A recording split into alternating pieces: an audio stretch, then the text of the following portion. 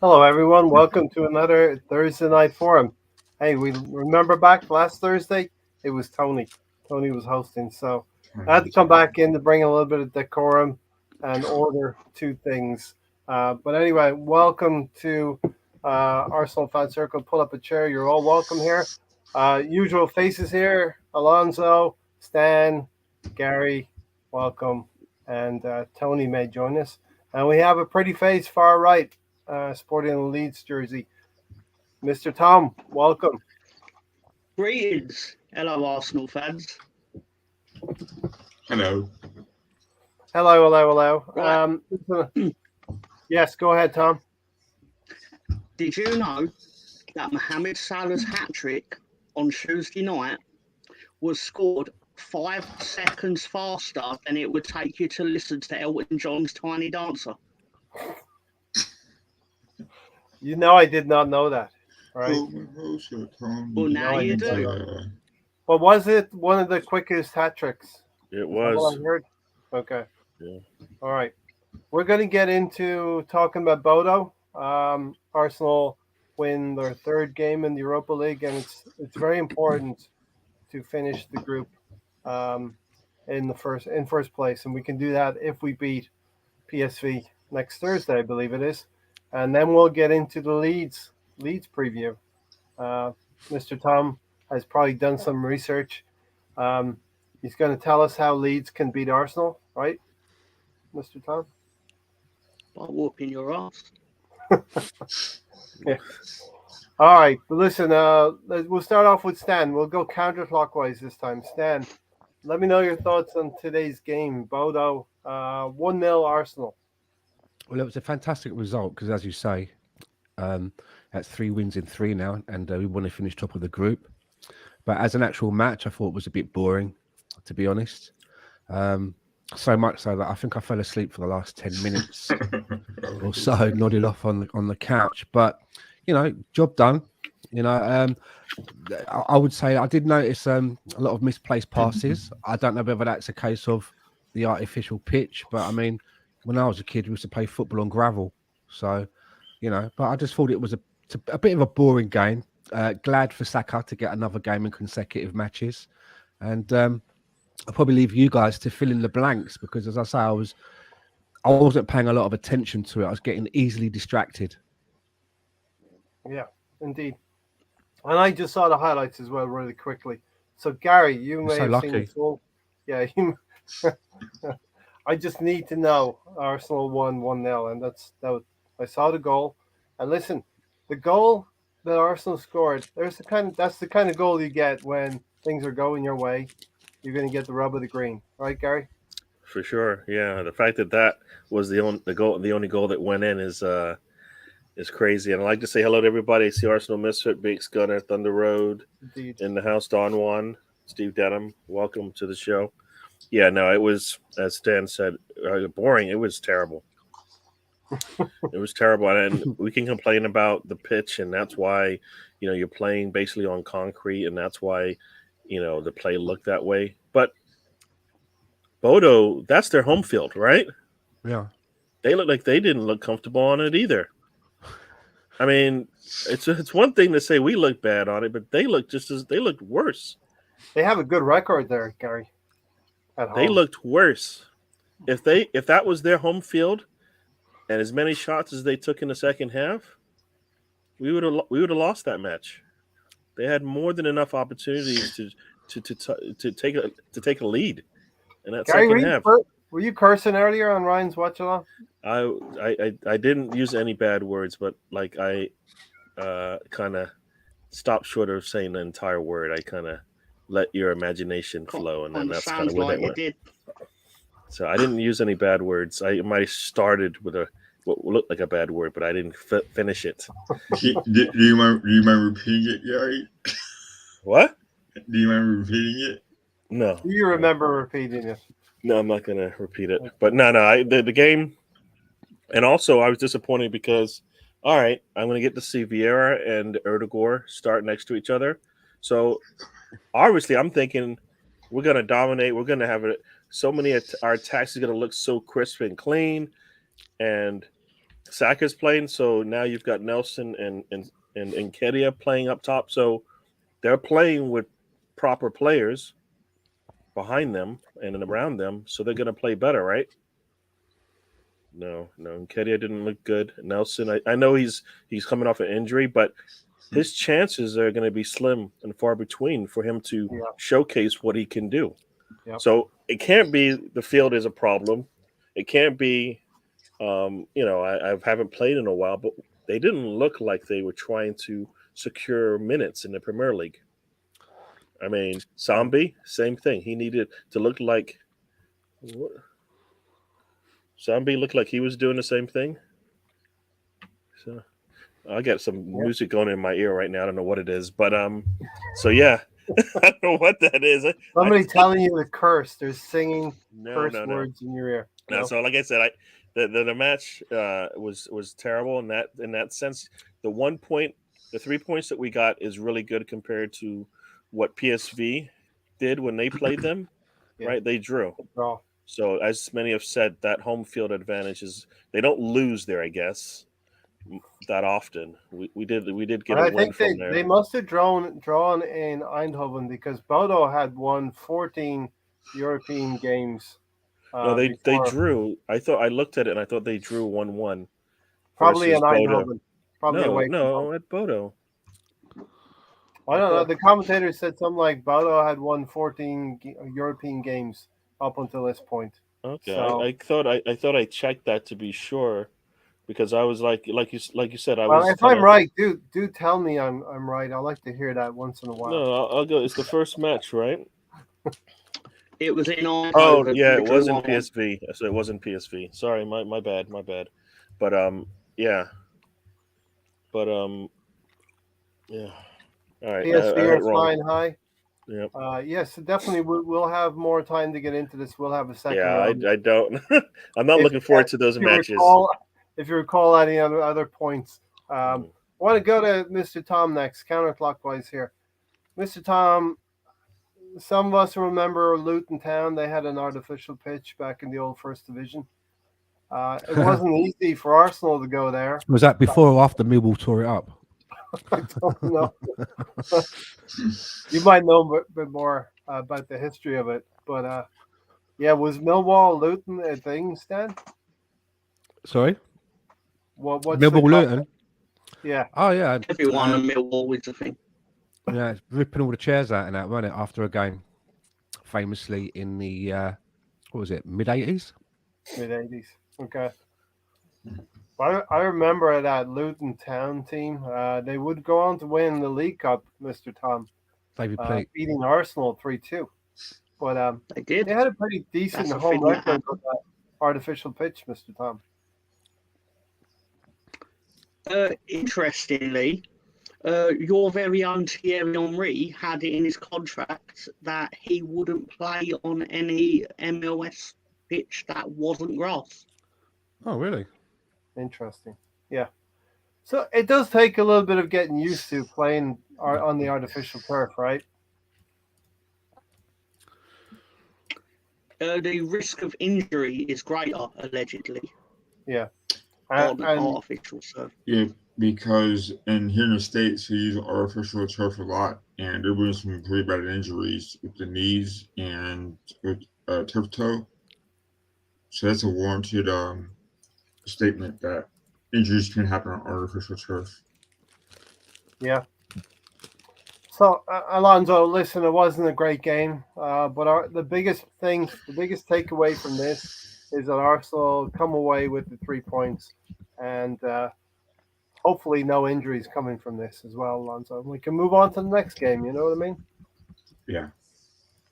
There's not much else you really can say about this game. I mean, Gary, you probably remember more things coming in. Hold on. Yeah. So in the chat right earlier, was it Alonso says, I want more than 5 seconds to speak. You lay him, you put it on the plate for him, and what do you get back? Yeah. I didn't watch the game. Yeah. He's warming himself into it like a fine engine, Sam, you know? Basically, I was cracking jokes in the post pre podcast. Yeah, he's going after me for some reason. I don't know what I did to him. You got That to fight for your one time a chat, little that bit, was on Alonso, Twitter. as well. Got to fight for your Yeah. time. So I didn't see the game, but like Stan has said, it's good and back-to-back matches. I think he has a lot on his plate right now with going World Cup and then the contract signing that's going to happen pretty soon, hopefully. But yeah, I mean, I think from what I heard, the game didn't really go as planned as far as goal scoring and all that stuff, and so. I think winning there, I think it's good, but running out to the Arsenal, as has been said right in the back end, Back to I'm the okay good with the old, win there. back to the good old days. And when I heard that 1-0, Stan, 1-0 to Like the it, like Arsenal, it, right? Alonso. Alonso's bringing his A game now. Like it. So, sorry, right? That's Welcome what in I'm here, talking Don about. One as well. Des the Enforcer, Steve Denham as well. Steve said, I thought Nelson would have put in a good performance tonight, but he was terrible. So disappointed. I thought Sambi was okay. I've heard mixed reviews about Sambi as well. He made a few mistakes, but first half done well. Um, Stan, anything else to add really about this? Or I think Sambi got the assist, didn't he? Sambi Lukonga did play 1-2 with Saka in the 24th minute. Are you sure he gets the assist though? Because the ball came off the defender. Well, we got to give it to him, right, Gary? We got to give Is it the assist before the assist? Because if we're talking about the last touch, then the defender must be the one who gets the assist, right? I thought it was a 1-2. Oh. No, he shot it. It came off the defender and then hit him in the chest and went in for a goal.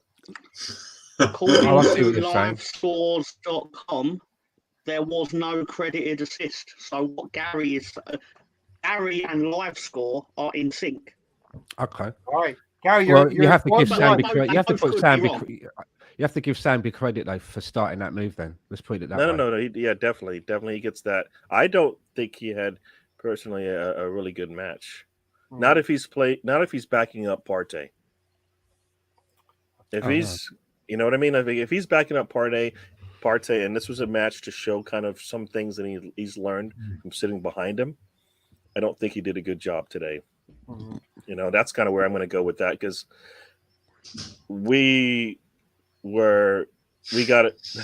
our back line was wide open. They just put passes in consistently over and over again, and nobody was there to intercept them or anything like that. So defensively, I think he didn't do a good job. If that's part of his job is to protect the back line.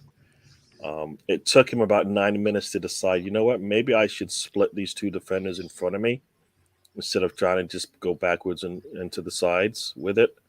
That's what I noticed initially.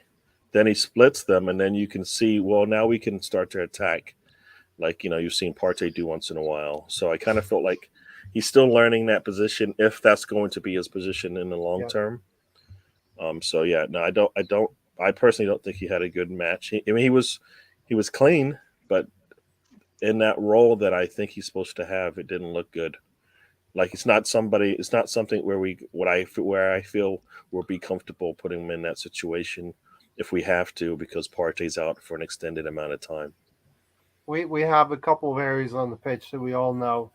We miss Partey. Sambi's got to come in. We're not going to look the same. Like Gabriel Jesus doesn't play.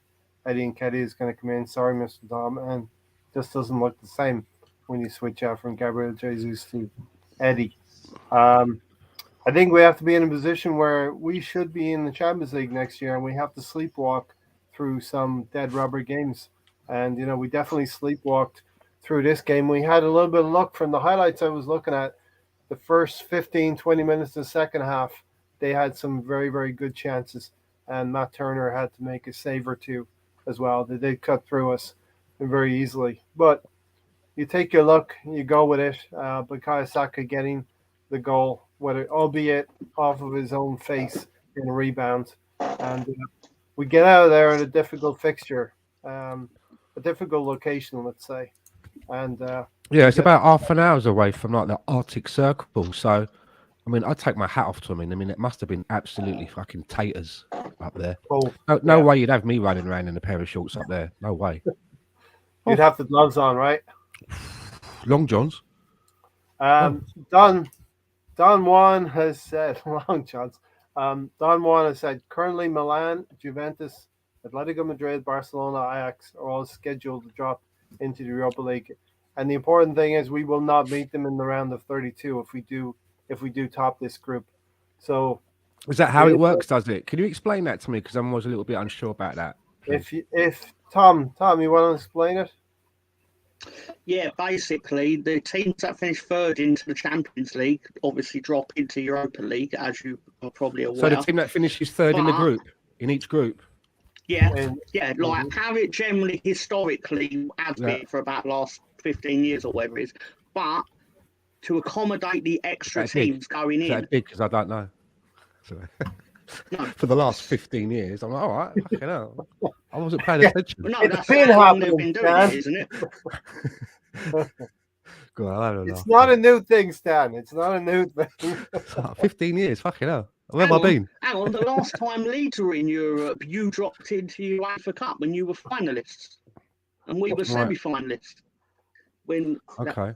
So the team that finishes third in each group, they all drop down into the Europa League. Yeah. Yes. And the Europa League drop into the Conference League. Third in. You ain't got to worry about that. But basically, as an incentive to finish top, if you do finish top, you then avoid whoever finishes third in the Champions League. Oh, I see. Yeah. So they will then play like second in Europa League. Will play they get weeded out. Hopefully, they get weeded out. Yeah. You know, you would think, Stan, that a Milan, a Juventus are struggling big time now. Atletico Madrid or Barcelona, you would think that they would win the round of 32, but it's a game less for us in what's going to be a compressed New Year's, let's say, or spring. Yeah, I was going to say that. Like more than the fact you'll be avoiding teams that are potentially difficult matches, it'd be more the fact that there'll be 2 Thursday nights that you're not playing, which will be valuable. You know, we want to be looking at where a worst case scenario we're going to be second when the World Cup starts. We're going to be in second place. Worst case scenario. Yeah, and, I can see us playing our number one team against PSV in at least one of those matches. Yes. So we can get the 3 points, hopefully, and then not have to worry about them anymore. Huh? You haven't got to beat PSV. PSV have got to beat you. You haven't got to beat them. Yeah. You can draw twice and you'll be fine. No, I know, but I'd rather just get the win and be done. I'd rather get the win and be done with it than to draw and have to draw again just to be safe, right? Yeah. So I'd rather get one. I'd rather have one win and then be done with it. And there's two have things. To draw, go through 2 90-minute matches of draw football. I don't want to do that. Gary, there's two things that I've liked from Mikel Arteta this season. He's been willing to use his squad and rotate the squad in a much better way this season, for me, anyway. And secondly, he's not wanted to go for draws. He's always been on the front foot and trying to go for 3 points every game. So, yes, we can sit back and get a draw against PSV, but I don't think that's going to be the mindset when we play them. And BX Gunner said PSV will cook this team if we don't get it together. I don't think you'll see a performance like we had tonight. Holding and Saliba, bad experience. Mm-hmm. Bad experiment, bad experience. I don't think we'll see that again. But this was a useful game to look at it. Take a look at that partnership. And if you saw it and you didn't like it, hopefully Mikel Arteta saw it and didn't like it as well. Yeah, and just to think, PSV scored 5 goals in each of the 2 matches they played against Zurich. Mm-hmm. I know we didn't play with our starting 11, but damn, If we get Zurich home, we can probably do 4 or 5. But at that point, it'll be the last game of the group. We should be qualified by then, Stan, and that'll be a game where we really will be bringing some young players through. Yeah, Nelson will get another game. Cedric might play. Marquinhos might even get a shout and all, but I think what he's doing there with the centre backs, if you remember in the last Champions League, look at me getting ahead of myself, Europa League game. Well, we're going to be there. We're going to be I there, know. Stan. That's why I'm ahead of it. But he played Gabriel, didn't he? And then he played Gabriel again in the league. This time now he's gone the other way. He's let Gabriel sit out, and he's played Saliba today. And I think Saliba will probably be playing again on Sunday with Gabriel back next to him. So I can see the method in his madness, but a clean sheet. It's fucking freezing up there, man, all the way up there. And, some players got a bit of rest as well, some much needed rest. And we go again now in the league. So, they can't all be, Dave Meltzer 5-star matches. They just can't be, you're going to get a few quarter stars in there, and today was one of those. But the most important thing is the reputation of being unbeaten continues, and that can only be good for our confidence, because I was a little bit worried that the last 3 games that we played, and we played so well, they were all home fixtures. And in a way, I was like, I'm really glad about that, because it's given us, a little bit of an area there to galvanise. But then we have an away game. I wondered how we'd fare. I mean, we did well. We did what we needed to do. And the one thing, Alonso, I wanted to see from this game as well, and what I thought was a good thing before we face Leeds again, we're not resting on our laurels. We're not celebrating that Liverpool win, and we'll talk about the Liverpool win, but the team can't be allowed to get too high or too low, depending on the result. And we go again. And what I liked from Mikel Arteta after the game, he's like, his focus was now on Leeds. And Bodo done, now Leeds. And the same thing after the Liverpool game. No getting too excited. Listen, the performance wasn't great, but we go and get 3 points, Alonso. Yeah. I think that, whenever, we come up with a big win, a big high, and we kind of lose focus a lot of the time. And this happened before in the previous seasons where we get these wins against big clubs, and then we lose focus and we go on this losing streak. That's kind of hurt us in the past. Well, I think this time, getting a hard win at an away freezing game, kind of can do us good, right? I mean, playing a game in which we could have lost and yet we won gives our backups confidence. Gives the goalie big confidence. I think Matt Turner needed this win because he was able to get some saves and good saves, some needed saves, and he's gonna go to World Cup pretty soon with USA. So hopefully it'll do him good too. That he doesn't get that much playing time ahead of Ramsdale. So all these games are important for our backups as well, to have confidence moving forward. And I think like you had said, Ray, about rotation. Arteta has been terrible at rotating players in the past. So finally he's able to give in players that don't play much, like Holding, like Consana Conga, like Reece Nelson even. I was hoping to see Marquinhos today. Did he play today, or did he not start?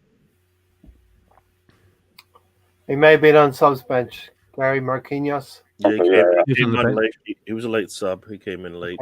Okay, so even still getting him some playing time also really helps out too. So these games are kind of like those games that you want to win, but at the end of the day, a win's a win. But it gives us players that don't play a lot playing time, and hopefully they'll do better next time. But getting some playing time helps out the team as well. Let me ask you, Alonso, and I'll go around and everybody, even Tom, can get involved in this one. Of the teams that Don Juan has noted here, let's say they're going to get through to round of 32. Arsenal are going to meet one of these in the competition. What tie would you like to have, Alonso? Milan, Juventus, Madrid, Barcelona, Ajax?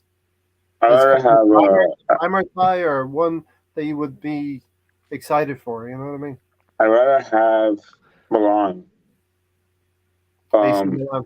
Because they're not the team that they used to be back in the 2000s when they beat us back in 2016, I think it was 2015.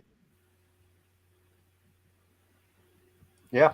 Can I ask though? When you pick a team, are you picking a team in the way that, oh yeah, I'd really like to see us play that? That would be exciting. Or are you looking at the teams there and thinking, which team do I think we can beat to get past? How do you look? Do you know what I mean? How do you pick? Yeah. So I looked at teams that we could probably beat. Me too. Yeah. I think- When I was asking that question, it was a little bit of each stand. You know, kind Then of why you glamour saying tide Milan where you instead want of to get one Juventus? over. What's that? because I think I think there's something said about Juventus as well as Ajax that they're both historically good teams in the past. They've been great. I think Ajax has a little bit of history behind them, so they're always going to be that team that's going to represent Holland or Dutch or Netherlands. So I think they're always going to play well. I think also Juventus. I think Barcelona are on a downslope of their financial stuff that's going on over there. They're not the powerhouse they used to be. Yeah. And Atletico Madrid always play a boring brand of football. So I think AC Milan are the most doable, I guess, for both who we could beat and who we want to play. So yeah, I think we could beat them pretty bad too. So I think for me, it's got to be Barcelona, right? That's the team that's hurt us in the Champions League over many years. They're not the team that they were, and a lot of actual fans don't like the way that they've moved in the last 2 years. Stan, who are we going to go for? Can you put up the teams again, please? Yeah, sure. The blue M&Ms are out there as well on the in the green room. Okay. Yeah, I've had some. Cheers. Milan, Juventus, Madrid, Barcelona, and Ajax. See, for me, for the ones there's a few that stick out for various reasons. Juventus, because I would like us to show like Dusan Vlahovic, like teach him a lesson for ghosting us during that transfer window. So I like a little bit of that. Mhm. Obviously, there's Barcelona as well, because you know Rafinha. the Champions League final. I'm more thinking of that I can never watch again. So any opportunity to pay them back is nice. And then also Ajax, but that's personal reasons, and I would prefer not to disclose those live on air. All right, I see Gary downloaded all of that information. Gary, who would you want? And Stan has laid all of those out pretty well as well. He did. I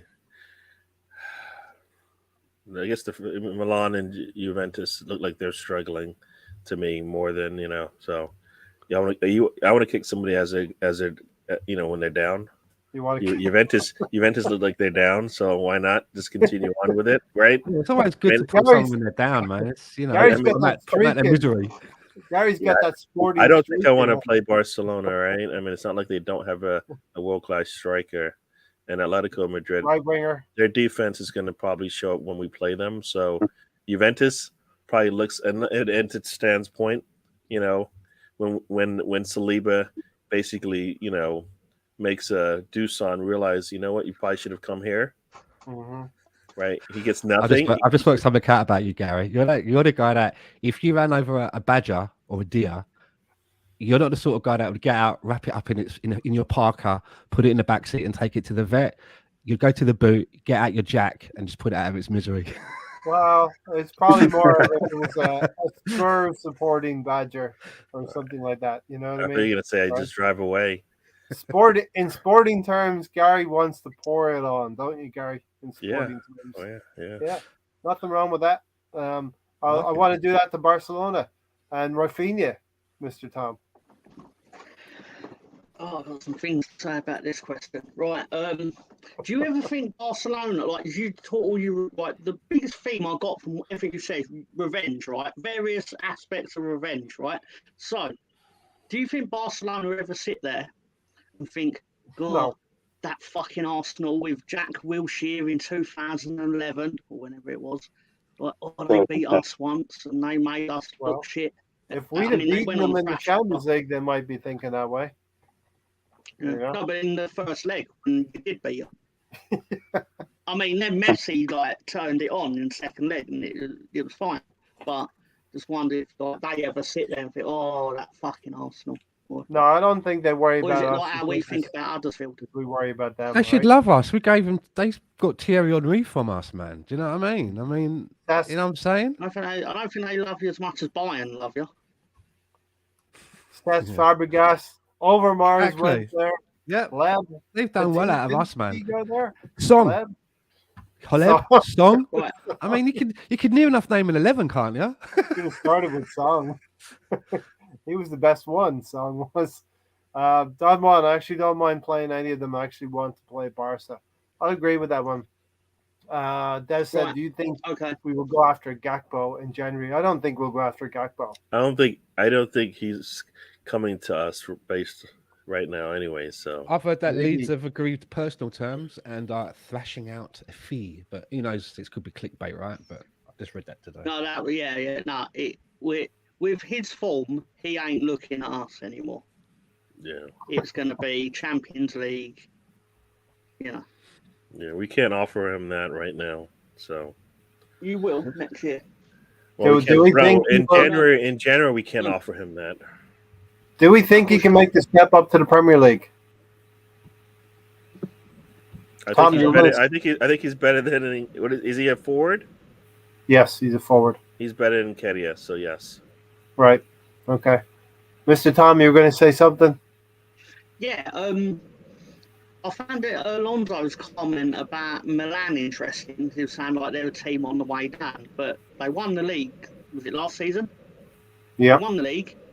They've just played Chelsea twice, but he left out Juventus, who lost to Maccabi Haifa. Mm-hmm. That's why I want to play Juventus because they are on the way down. They're the Yeah. weakest they've ever been. You're gonna Like, jump on excluding when they got demoted. They are the They weakest. overall- Well, Tom, I have to ask for revenge too because they beat us in Champions League football in 2016, I think. 2015? They beat us before in Champions League Milan. football pretty bad, so I'm going to want revenge on them too. Yeah. AC Milan. It was a 4-3 game. We were 4-0 down That's in right. the first leg.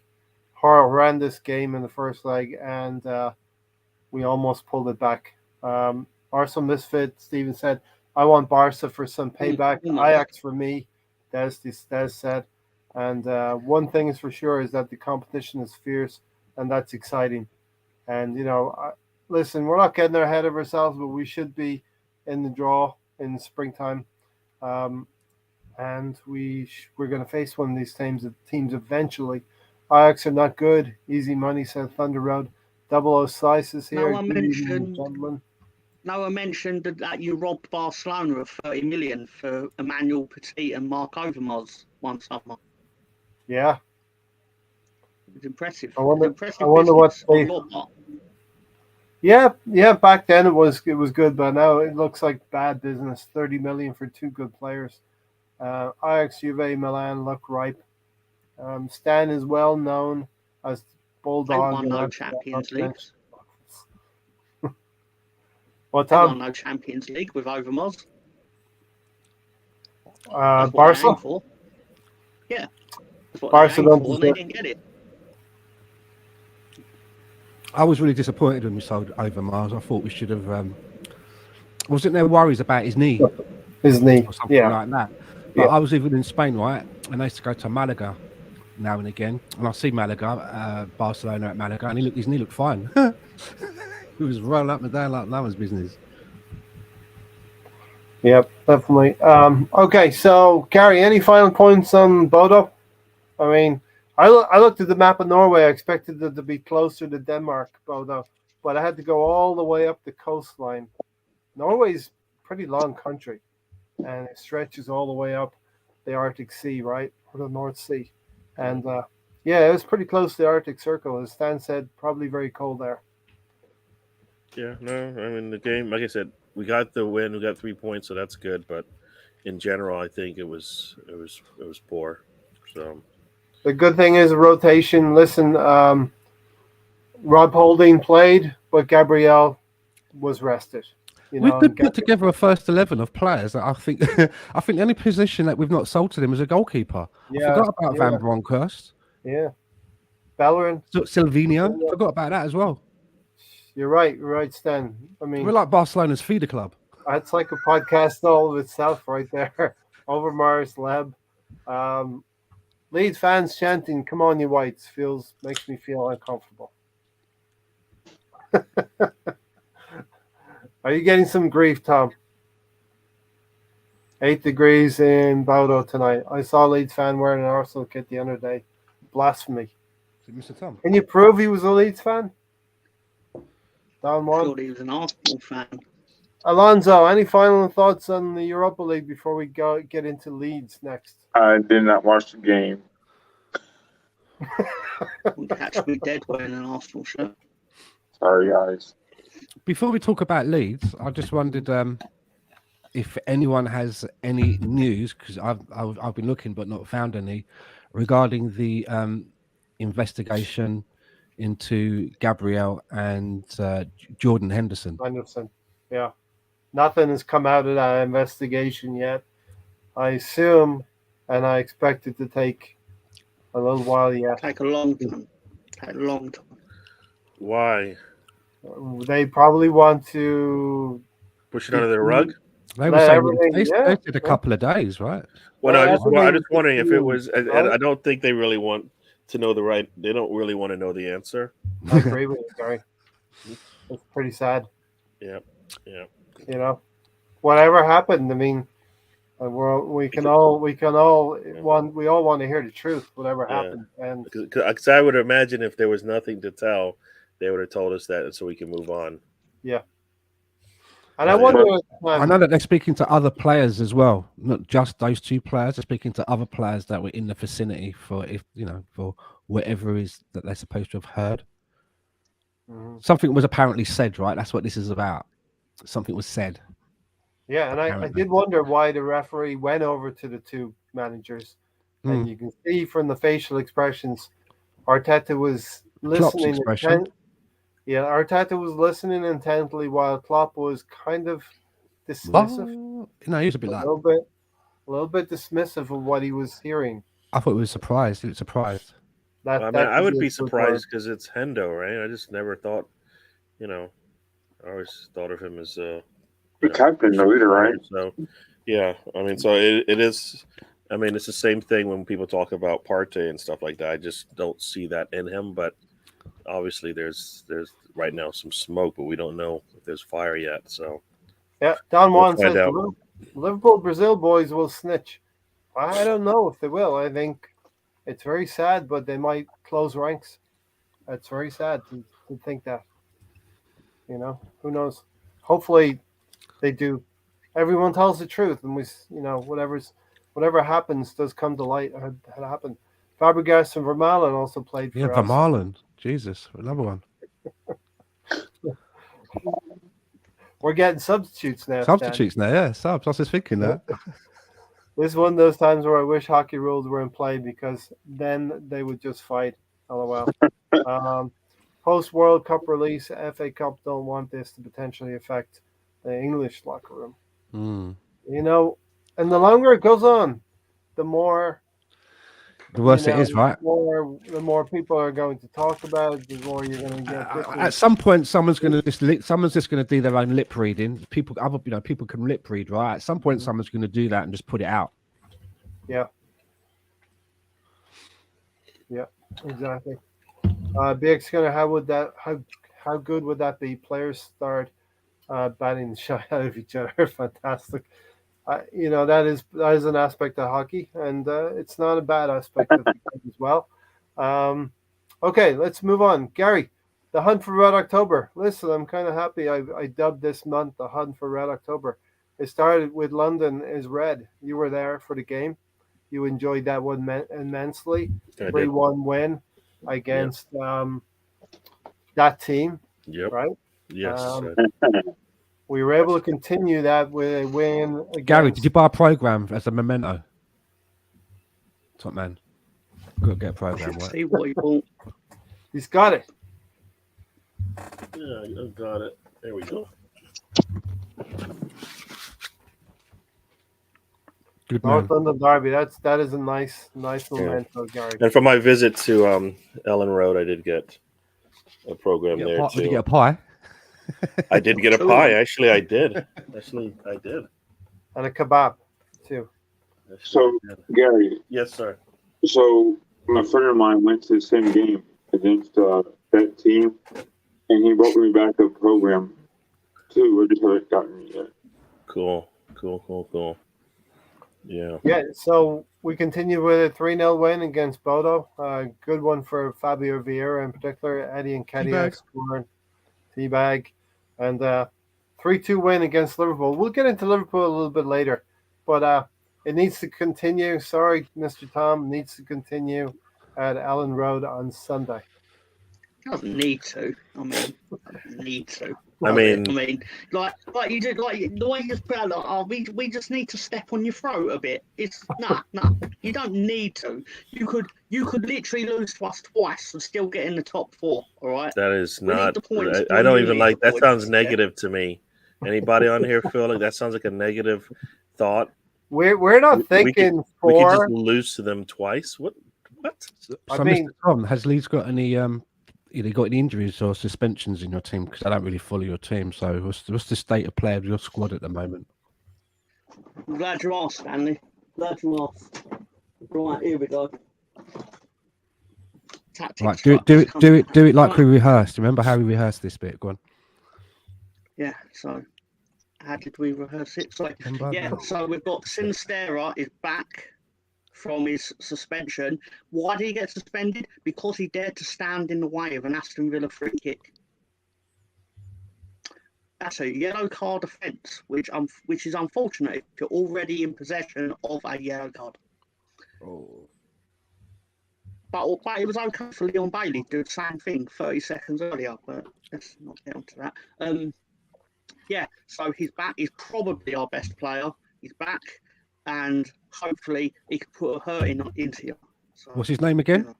Sinistera. Oh, Sinistera. So we bought him from Feyenoord.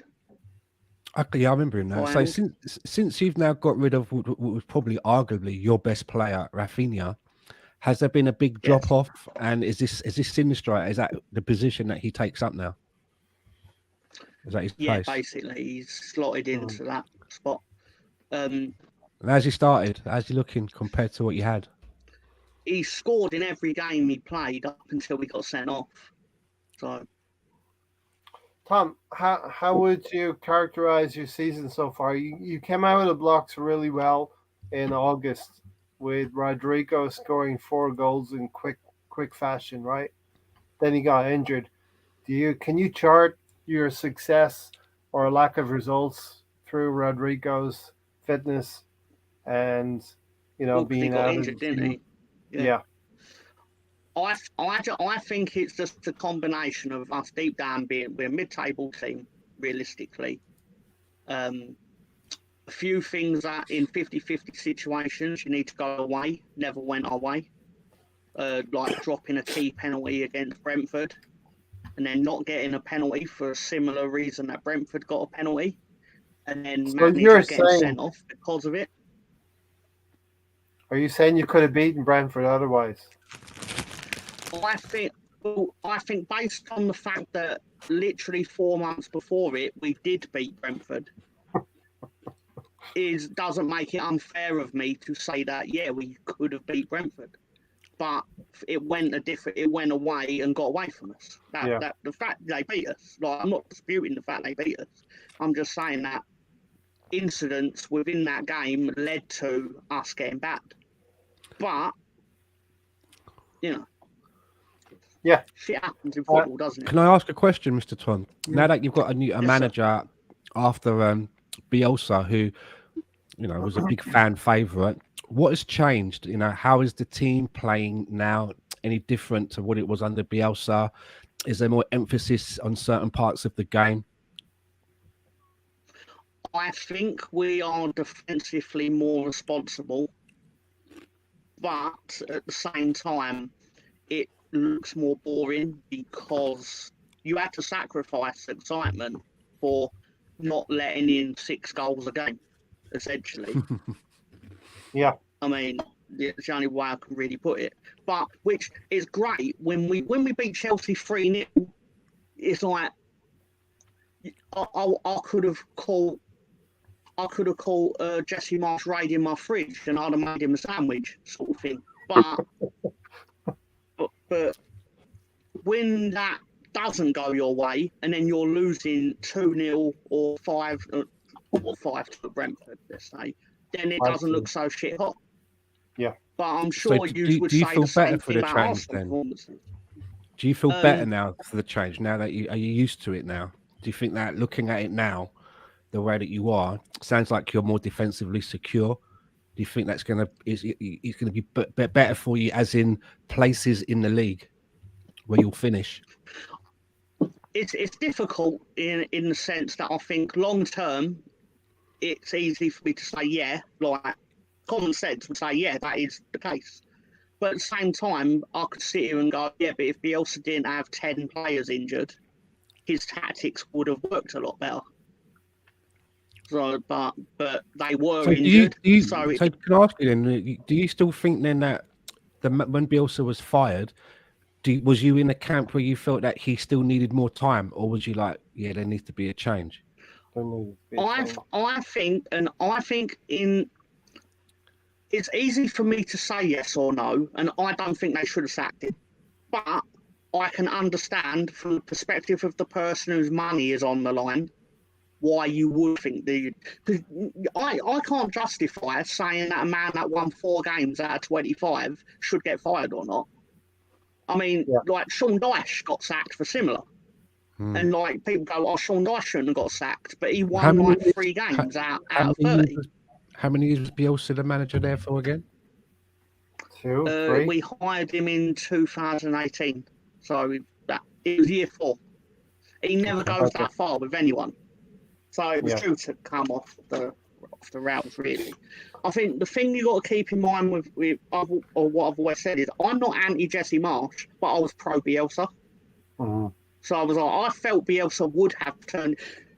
Put it another way, he got fired after a week in which we played Man United, Liverpool, and Tottenham.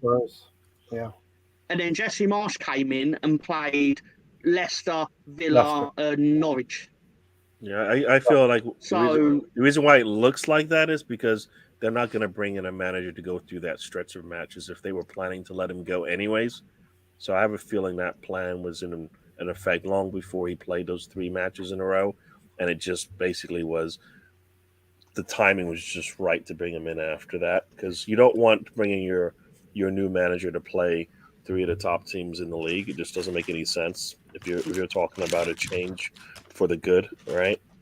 Yeah. So they discussed sacking at Christmas, but they decided to back him because of what he had done and the injuries and stuff.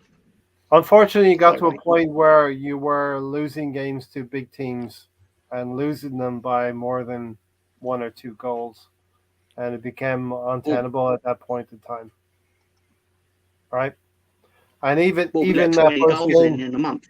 Even that first game, Jesse Marsh has, I believe you lose the game 1-0, but you show defensively you're going to be stopping goals going in.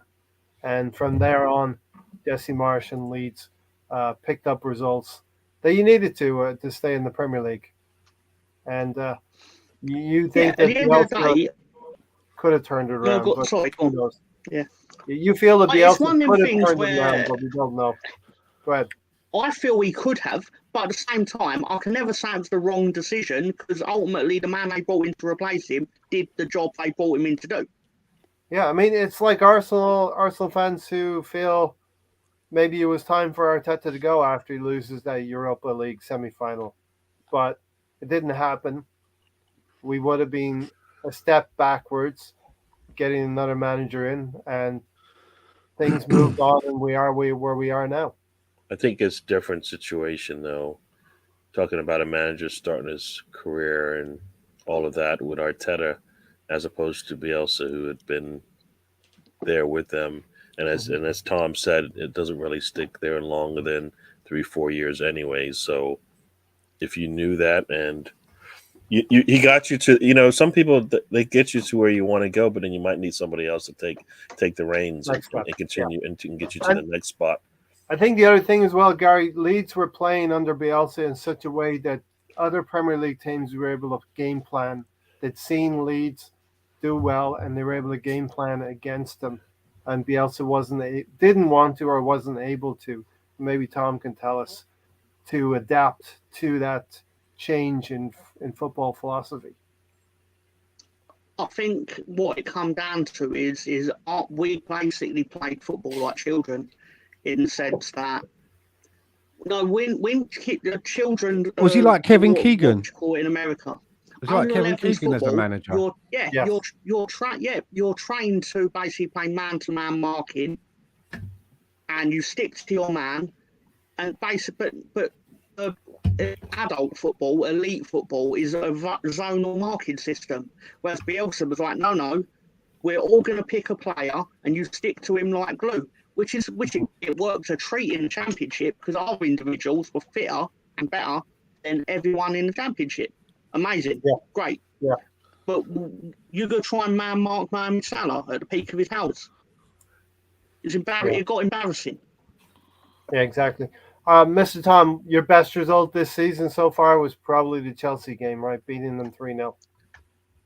Yeah, well, the 2-1 win against Wolves or the 3-2 win against Barnsley in the Carabao, they were good results. I think the Chelsea result was a bit. Sorry, I have another question to that. So I just want to ask, looking inwards as a Leeds supporter, when you look at the current Arsenal team, who do you think is our biggest threat? Is there anyone that you look at the team and think, oh God, I hope he could get injured, or we've got to worry about that particular person? Who do you fear the most? Well, I actually have a feeling you'll play Eddie, because I think Arteta's going to look past us and basically be a bit like, oh, we can beat you with Eddie. Basically. He's just upset Gary now. Come on, Mr. Tom. He's just upset Gary. I mean, it's one thing if Stan. It'd be one thing if Stan asked you a silly question, but you gave a silly answer, so I'm a little confused as to how that works. Right? Yeah. Stan asked you a really. But who did you put up front against Leeds last season in the Emirates? We didn't have Jesus then. Eddie. That's true, you didn't, but you still were like, oh, but you didn't put Eddie up front against a lot of other teams, though, did you? No. But against Leeds, it was, and to be fair, it was the right position, because we were like, you need points to get in the Champions League. We'll be safe anyway. So we'll give Eddie some goals, because he's our mate. Did you get him? I think so. A little fucking fruit fly. No, you can't get fruit flies with a big Can you ask the question, with using a couple of the brain cells you got in there? All right, so the question was, who do you fear the most on the Arsenal team? The answer was Eddie and Keddy. No, it wasn't. That was not the answer. He gets a do-over. Stan, you want to ask that question again? Who do you fear on the Arsenal team? There you go. Is it the fruit fly? I'm going to say, in all seriousness, it would probably. Gary wants me to say Jesus. I'm guessing. No, you can say whoever you want because you say Martinelli, but you just can't. You can say more than one. Martinelli. I actually think, obviously Jesus is a major catalyst for your upturn in form. Let me ask you this same question in a kind of different way.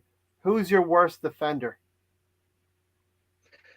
Well, our weakest at based on performances this season, our weakest has been Lorente.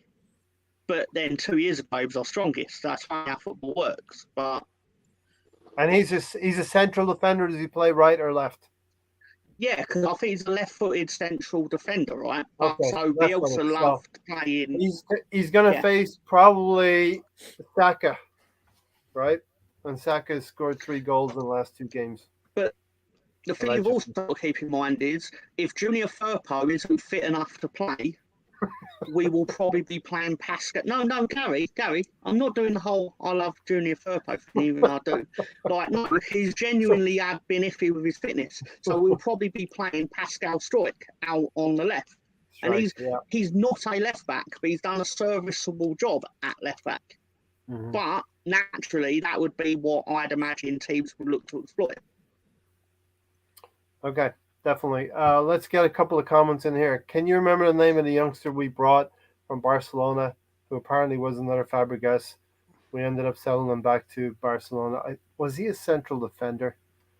I think he might have been. Gary was our good luck charm. He needs to do it every season now. Keep our run of wins going in Northland Derby. We need to start scoring more goals to keep up with City. BX, I don't think that's going to happen. I think we need to get more points than City. Right. What was Yes. it? Was it Miguel Iglesias? I think he was a central defender, Yeah, Alonso. Iglesias. Miguel Fran- Iglesias. I think you're right. Fran Marita, do you remember him? Yes, this name sounds familiar. Mr. Tom, my kid, has one of those pointers. Those are professional One of them, pointers. which one? I doubt blue any one little or- kid has those professional pointers. They're found in basements all over the Yeah, they're world. just I like shining them up like I'm about to cut a kebab. So, I want Chili sauce, a mate. comfortable 4-1 win. I think we'll talk about Arsenal's side of it as well. Leeds started off well, but haven't looked good since beating Chelsea. Tom, is there a bit of a letdown from that game? We're talking about the Liverpool result and not having a letdown, but have you have a letdown from the Chelsea game? You played Brighton. Brighton are a really good team. You lost that game 1-0, but since then it has been a mixed bag, right? we've picked 2 points up since Chelsea. It's not good enough. Yeah, and that's what about 4 It's games. not unretrievable though. We're still early doors. It is. Mhm. We can turn it around. I'm not worried. Gary, are you worried? You can turn it around when you play Leicester and Fulham. Yeah, you can turn around after. It's like Liverpool can turn around after they play Arsenal and they're beaten 3-2. You guys should be you guys should be looking ahead to your next 2 matches. This will not be but I fun wouldn't for want you. to disrespect Arsenal by not taking them seriously. Hopefully after the first I'm 5 literally minutes or going on so, it won't podcasts matter. to learn about your tactics. After this, I don't care if it's 4 a.m. I'm on the phone to Jesse going, no, Jesse, I think they're actually considering playing Jesus against us. This guy Gary, he's insisting they're not going to play in Ketia. Gary, Gabriel Jesus has been rested. He's not injured. Gabriel Jesus was rested for this game.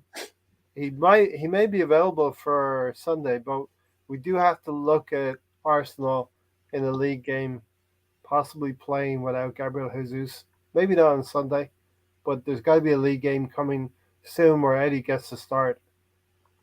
I know it's not a comfortable thing to think about, but it has to happen, right? Well, I have a feeling they might just wait for the yellow card to come, because that might be the easiest way to do it. So you're not taking a break and then he gets the yellow in the next match, then he's out again. So want to control the situation and let him play, not play during the midweek if you can, and go that route. That's kind of what I'm thinking.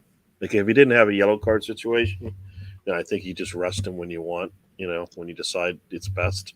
The fact that he didn't play this week means he's got a whole week to recover. And that yellow card will not reset till the new year. Is that right? It's halfway through the season, so I think so. Mm-hmm. Okay. It's 20 games, maybe 20 matches. I think it resets. Yeah. So he's going to be carrying that yellow card and possibility 4 yellow cards, a possibility of getting another one. It may be a good ploy, Gary. Right? Keep going with Gabriel Jesus until it happens, and it will happen because he does play a physical game and he gets involved. He wants to win. He has that will and drive within him. And also, we'll just hold him out the match before Chelsea if he still hasn't got a yellow. Because we played Chelsea right before the World Cup. So Southampton might be a good game at home where he doesn't play if he doesn't already have that yellow. If he can make it that far. Yeah, I think Southampton I thought was the away game. But sorry, I'm looking at the wrong team. So Nottingham Forest is the match before that, and that's Yeah. at home. So I think if he's going to sit out a match because he doesn't have a yellow, then that'd probably be a good one. Mm-hmm. So Alonso, it should probably. Oh, sorry. I've got what quickly was going to say. It probably should be important to say, in spite of our poor form, we were actually due to play Nottingham Forest at home. It got not chalked off because of a certain incident at Buckingham Palace. yeah, and for us, that's the Everton game at home as well. Tony is not happy about it, but these things do happen in the world, and we've got 2 rescheduled games at home against Manchester City and against Everton to be refixed. Alonso, where do you stand? Eddie and Ketty has got to start a game for us at some point, right? We can't keep playing Gabriel Jesus and the physicality and exertion that he puts out there on the field. Yeah, so I've noticed that when Eddie starts a full game, he's most likely to score a goal. And to where if he doesn't score a goal, usually when he's so on, the odds of him scoring a goal are kind of rare, which is kind of interesting. That is that way because I think Eddie Nketiah is kind of a dude that needs playing time in order for him to score goals.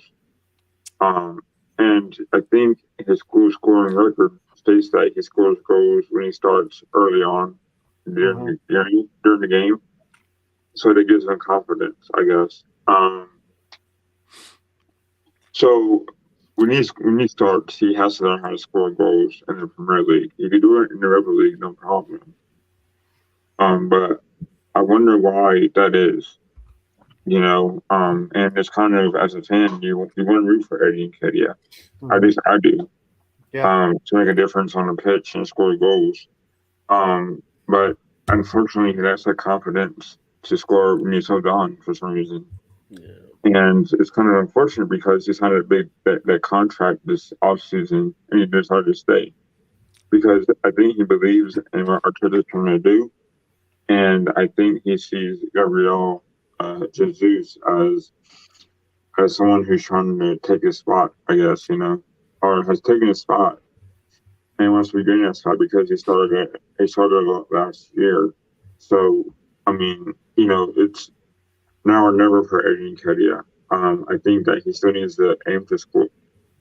He still needs to aim to score during the game when he's so down, but he doesn't do that. And I think Arteta needs to tell him this. And the time is valuable here, Arsenal. You should score. You should at least try to score more goals. At least start shooting one. Eddie has shown in the Europa League, at least, that the standard's different, though. He's shown in the Europa League he can score goals. Yeah. And I think we have to be looking at a point in this squad where we can leave Jesus out and Eddie can play with Martinelli, Saka, and Odegaard and still get a goal here and there. He's not going to do what he's not going to give us what Gabriel Jesus gives us. I think it's a mental thing. Yeah, I think it's a mental thing. First, I always believe in it. First you say it, then you do it, kind of thing. He says he can't play well if he doesn't get minutes, and we just talked about this at the beginning of this show, that Salah came in, and in 6 minutes had 3 goals. Yeah. So that's an example of when. It's a bit different. No, I know it's different because of the levels. I know it's different because of the levels we're talking about, but landslide at that point. Yeah, no. Well, it's different because there's levels and the status of the game at that point. But we're bringing him in with fresh legs against a team that we should be able to get opportunities, and he's had those opportunities, and he hasn't, in some cases, finished the job. So I think it's more of a mental thing with that whole concept that I have to start. I have to get minutes, a large number of minutes to perform. I mean, no, think about it. Jesus, remember when he came in at halftime? How long did it take him to score? I think he scored in the first 5 minutes coming in at halftime in preseason, right? So he showed that I don't need to start the match to turn it on.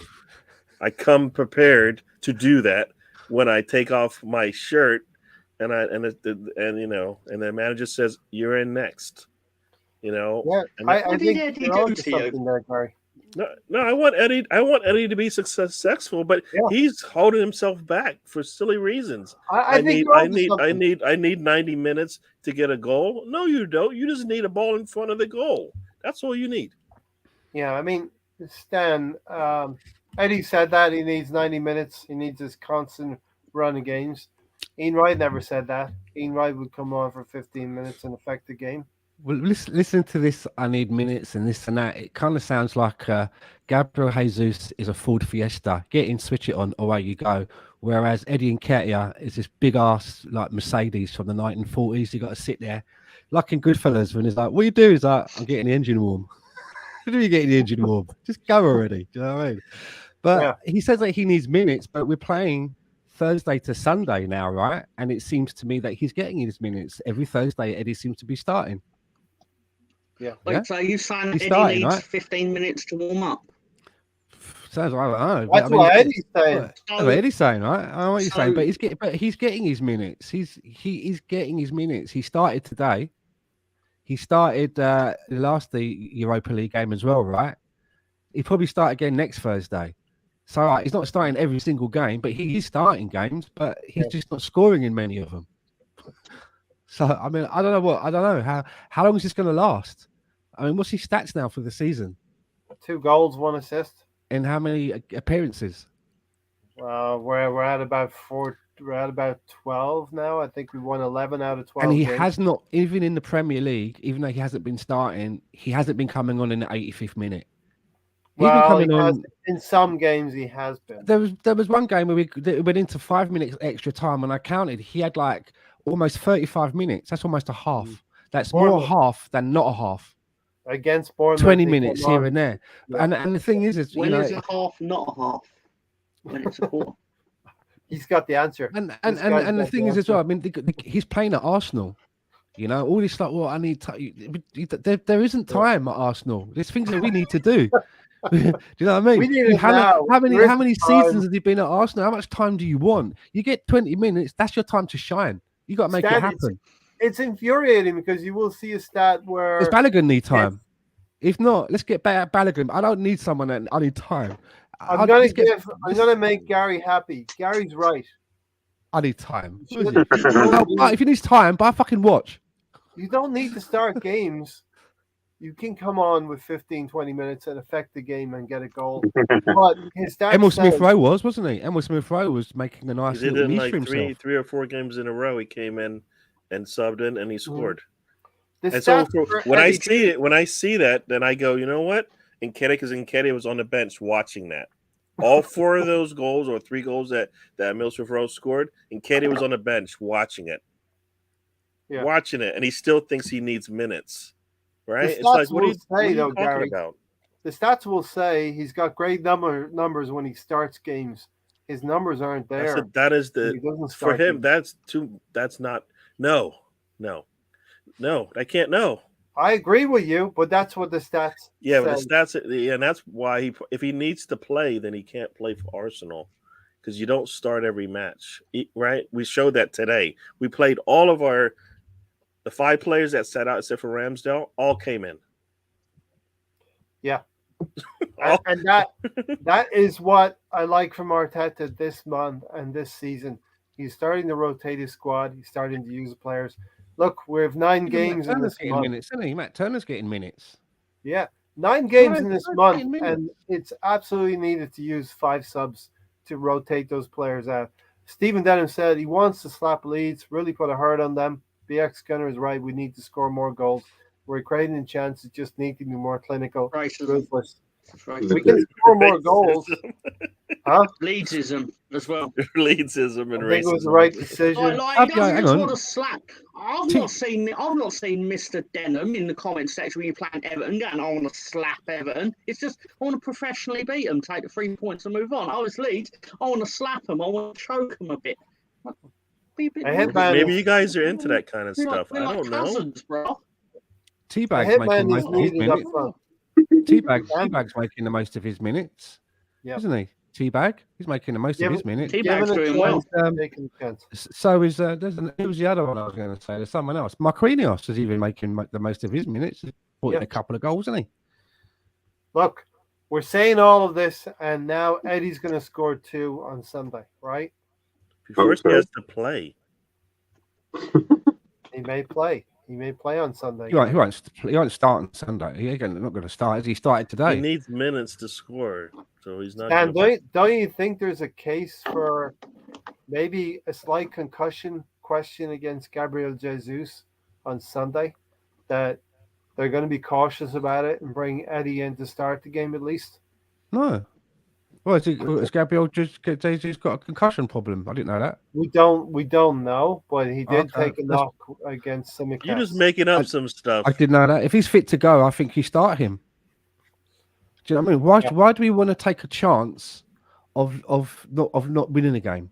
Dropping points. Yeah. Because we want Eddie to have minutes. I'm sorry, but the 3 points are much bigger than Eddie's minutes. Do you know what I mean? If we're coasting 3-0 and it's 60 minutes, bring him on. And the reason I say that is we save Gabriel Jesus' legs. That's the bigger picture. Yeah. He's the most important. You know, that's the guy that you make allowances for, right? Definitely. So Eddie has to fill in. And when he comes on those 60 minutes, if he wants more minutes, then he has to imprint himself on the manager's mind by doing something in them 60 minutes that's meaningful. Such as Fabio Vieira has done at Brentford, has done against Bodo, right? 2 goals of quality. 2 goals. Did he get another one? Fabio Vieira, I think he got the 2.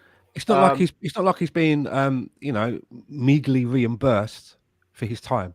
You know what I'm saying? DX, apart from Lee Chapman, was the last great player Leeds had. Leeds have had some good ones since Lee Chapman as well. Viduka, Mr. Tom could probably throw a few more names out there. Tony Yeboah. Tony Yeboah, I just remember them goals, man. He's never met a crossbar he hasn't destroyed. Bloody hell. Oh. Some of the pictures of him with that, his legs sticking out after he strikes the ball. There's like classic pictures of him in that his both feet are off the air, one's behind him, the other one, and that he was a great player. Legend has it. Some woodwork, makes goals for himself. Still wobbling. It was like Tino Asprilla would make goals for him. Sorry to wax lyrical about Tony Yeboah, but I just remember him as a young kid, watching Football Focus and seeing the clips. Brilliant. Jesus will get a yellow against Southampton and miss the Nottingham Forest match. Interesting he fact. He scored 32 goals for Leeds. Tony Yeboah. Yeah, 32.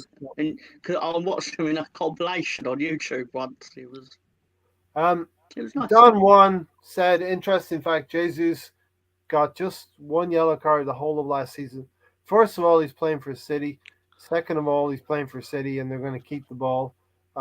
With Arsenal, they have to be a little bit more physical, but also the referees are more likely to give yellow cards to Arsenal than they would to City.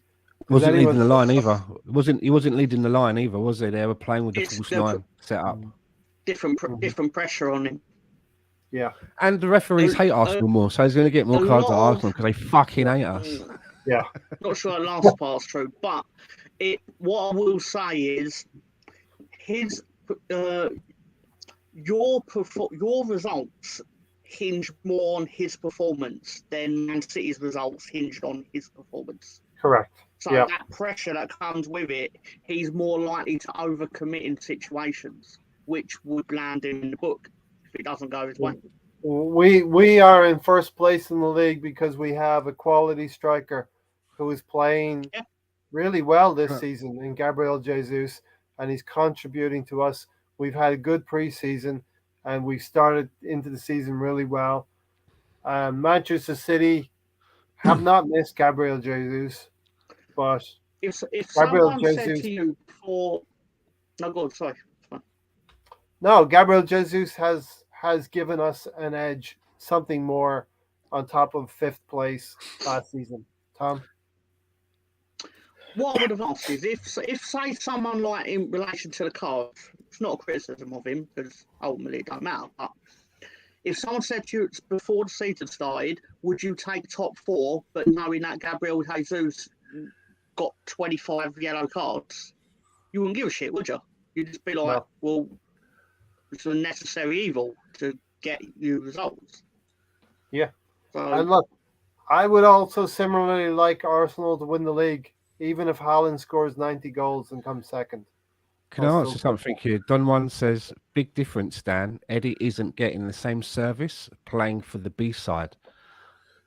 Come on, we But- can't keep doing that. But He's I was getting. just Come going to on. say, I mean, he's coming on in every Premier League game, and he's got all of the main players around him, and he's still not being able to provide.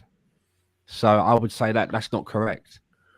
Do you know what I mean? Yeah, he doesn't. Yeah, when he starts in the Europa League, notwithstanding. However, when he comes onto the Premier League, he's got all the star players feeding him. Fabio Vieira put a nice cross in. He put a header on. Mhm. That's what he gets with our B squad. And Holding got a header from across from Vieira. That's what you get from our B squad, Good point. right? That's a I good mean, point. we don't have a B squad that bad. You know, Vieira is a potential That's a good starter point. for us if he continues to improve. He just needs more minutes. And we believe. haven't truly seen a B squad. It's been a mixed strength, Gary. No, we Yeah, have that's not a right, too. full squad. He's not gonna. I don't think he's ever gonna just go. All right, 7 to 8 guys out. I don't think He's we're not gonna that see stupid. He knows to be curtains. Yeah. So Um, no, I think he's doing it the best way. I don't like it because that means we didn't get all the numbers we needed. Like Douglas Luiz probably would have been. We probably should have just spent the money and get him. You know, we tried. we waited too long. We needed it like yesterday, right? What We if knew we we needed get that someone before. better than Douglas Luiz though in January? Do you see what I mean? If we can limp through for a couple of months, and as long as we limp through, and we don't come out of January and we're still going like, well, where's the new arrival? There's no one coming in. I mean, If we get to January and we bring in someone better than Douglas Luiz, then I'd be a little bit like that, you know. it's going to be hard to get a player as good as Partey, but we need a player better than Sambi Lokonga. Well, we need a number 6 is what we need. Zombie Mhm. isn't a number 6. Mhm. So All right. I wanted to, since we have Tom here, I wanted to get Tom's perspective. He's always here.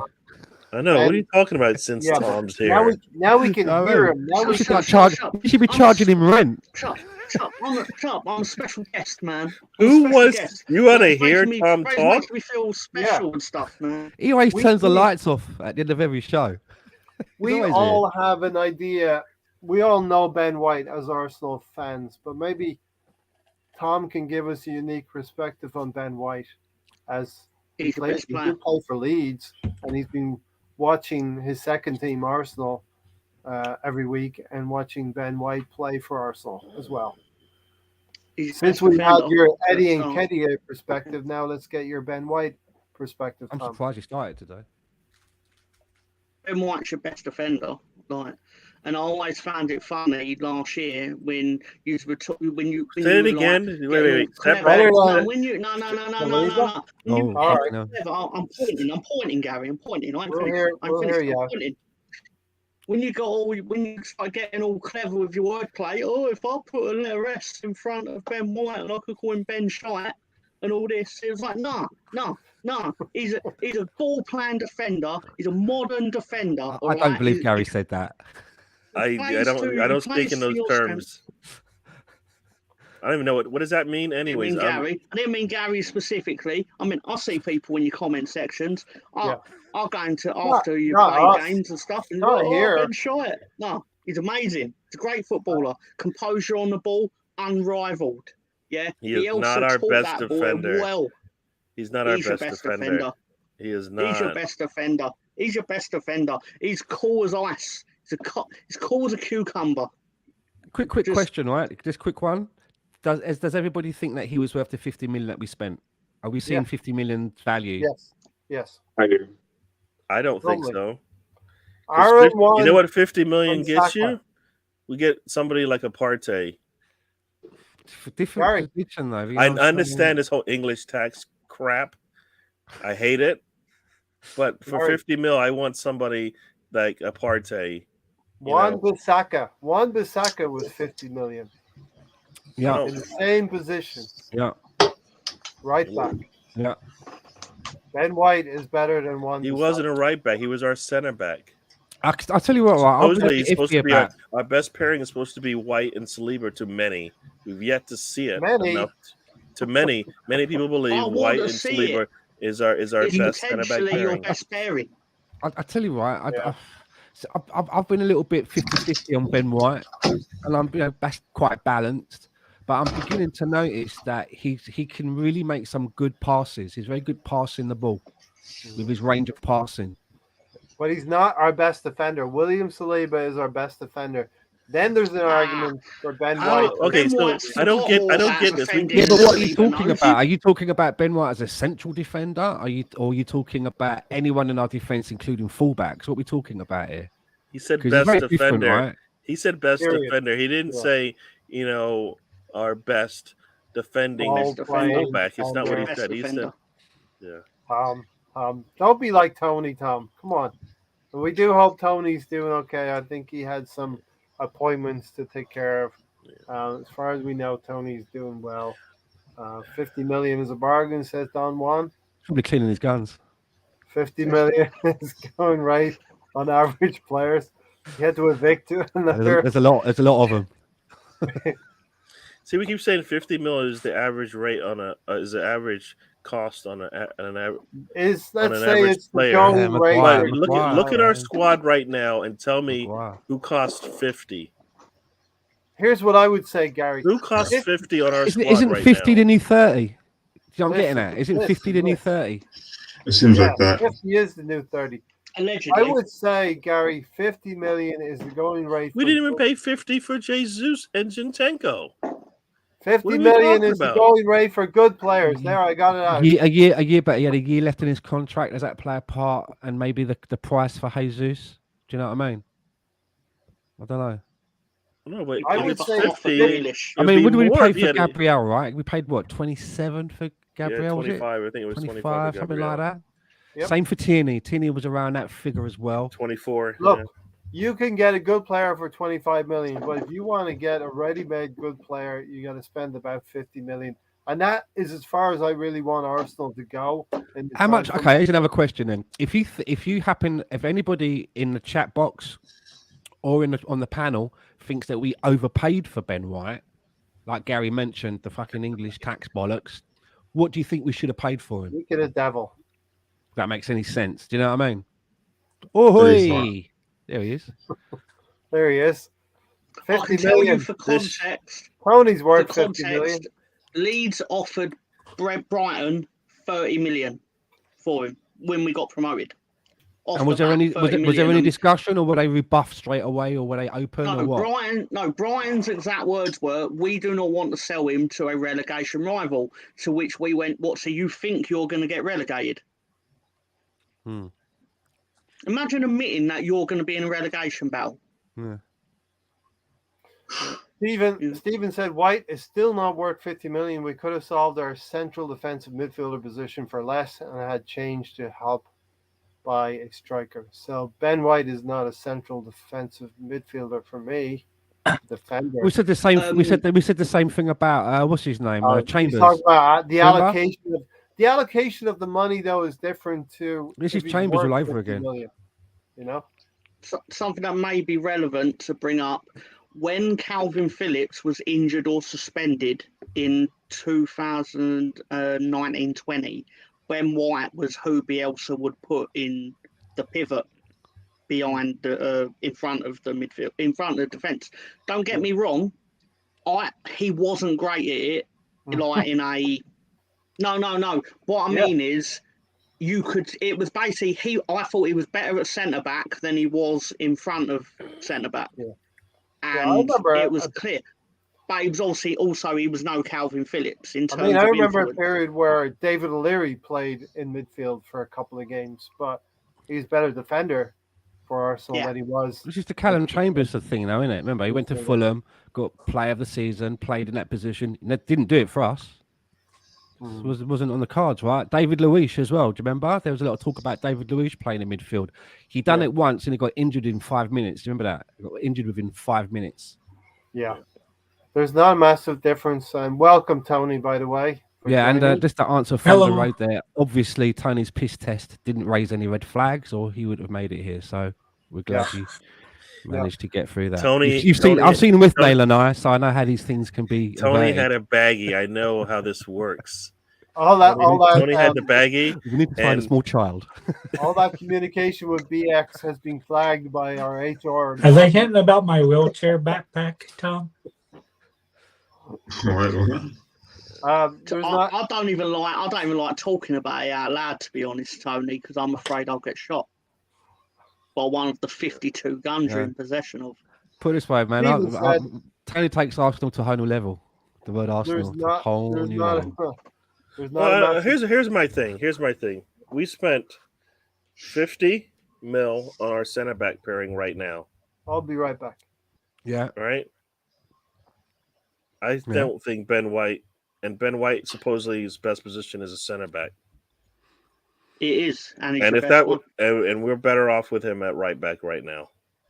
Yeah, because I've told you, right? Mikel Arteta doesn't. If Tomiyasu was not injured at the beginning of this season, Saliba would have been sitting, and we wouldn't have maybe unearthed him as we have, because now he's undroppable.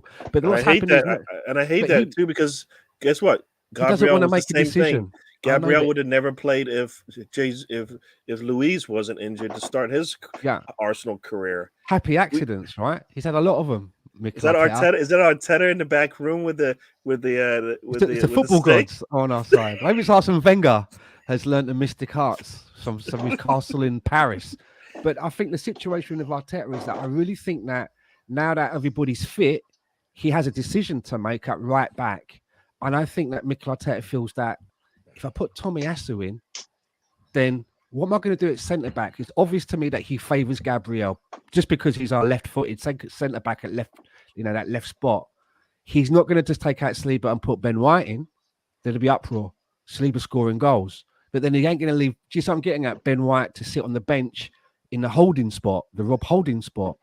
So I really got this feeling that Mikel Arteta is, as long as the Ben White situation keeps paying off at right back, he will continue with it. Yeah, until that fucks up. Tomiyasu will continue to play bit parts. Yeah. Coming on to give him rest. It will playing play maybe off. the odd left back, I playing in Europa games, but he's not going to make that. He's not going to say, you know what, everybody's fit. Tomiyasu, you're in. I've got to make a decision between Saliba and Benny White. He's not doing it. Yeah. He ain't No, doing it. I believe. Not I doing mean, I don't believe, but I see it backfiring because you need to be able to rotate those players. It can't be Gabriel and Saliba for our, when we have it, like you said, we have White and we have even Tomiyasu could probably play there as well. And I kind of feel like we're talking about rotation with our fullbacks. We've been doing that all season out of, inconvenience because of injuries and whatnot. We need to do that for our center backs as well. Holding is not going to do it. Not Just what I put a saw header. today. Not what I saw today. Holding can be a player who's gonna back up. He can close. He can't start matches for us. competitions. And maybe No, that's another Tomiyasu is our most valuable one because it seems to me that he can play in every position along the back. Right? So that's very valuable. Swiss Army knife. We have options.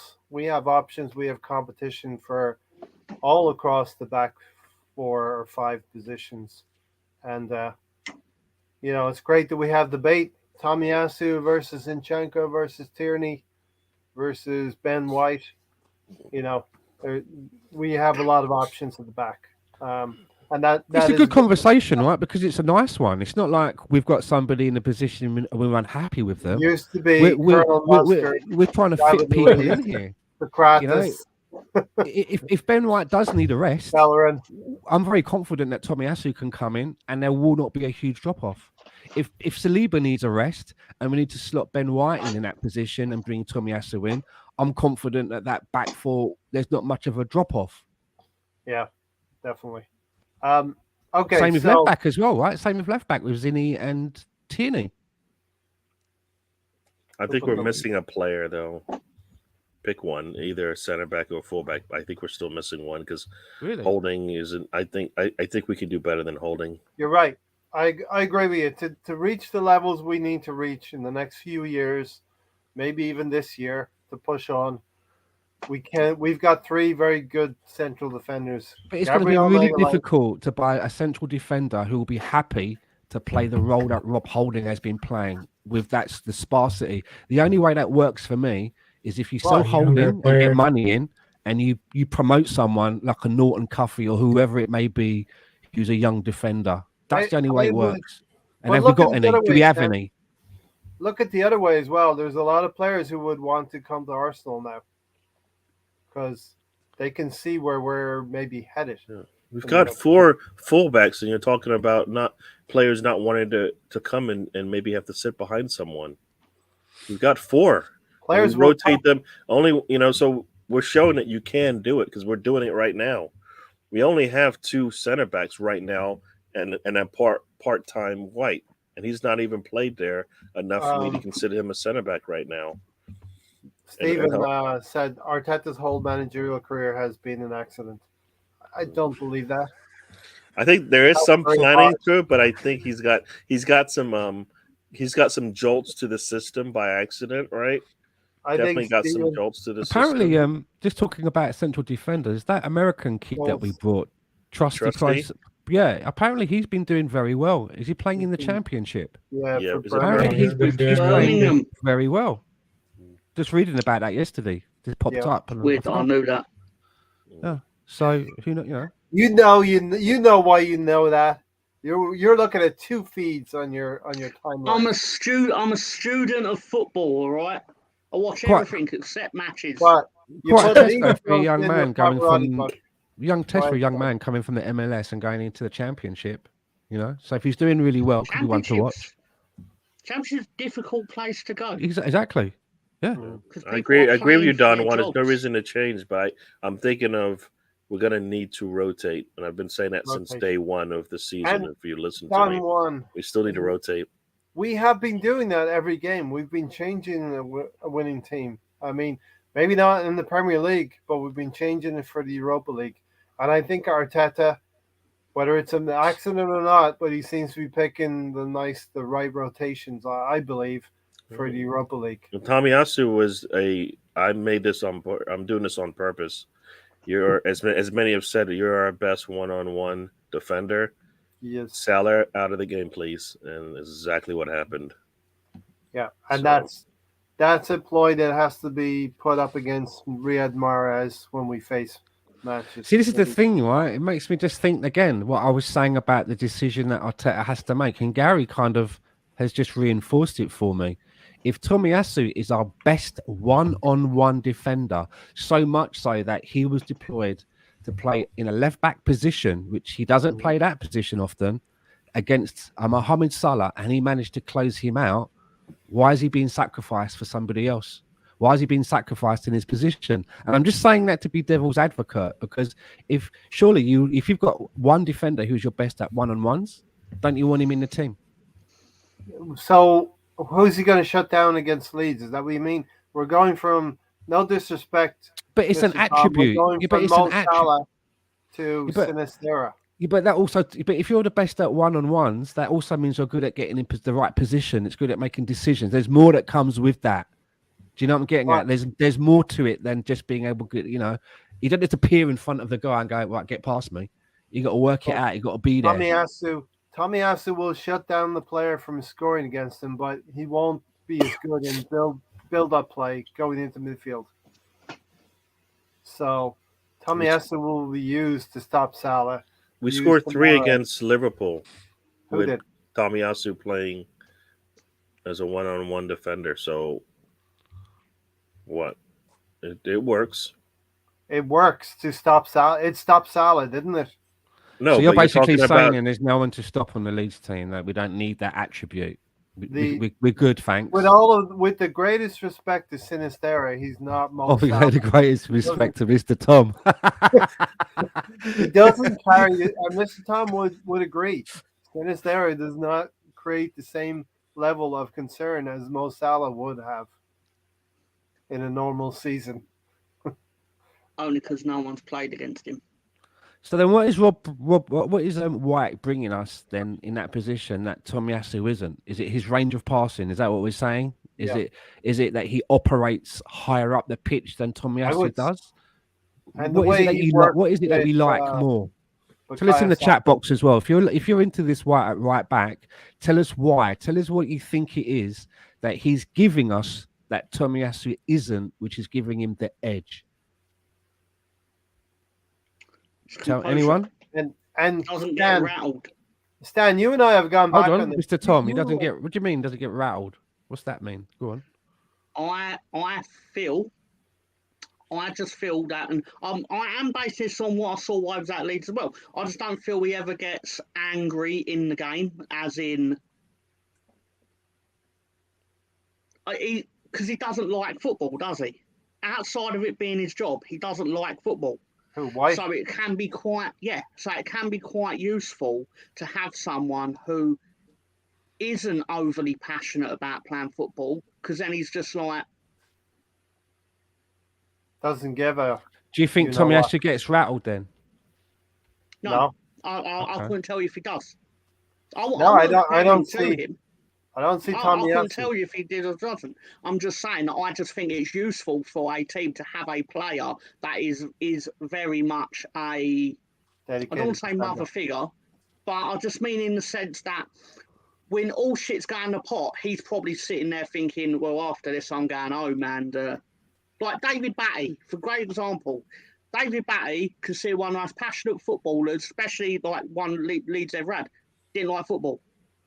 As soon as training was over, he was gone. They'd all, like Alan Shearer once said this, at Blackburn and at Newcastle, they would finish training and they'd want to kick about in the car park. They'd go, David, you're playing. He was already in his car, like waiting to get out of the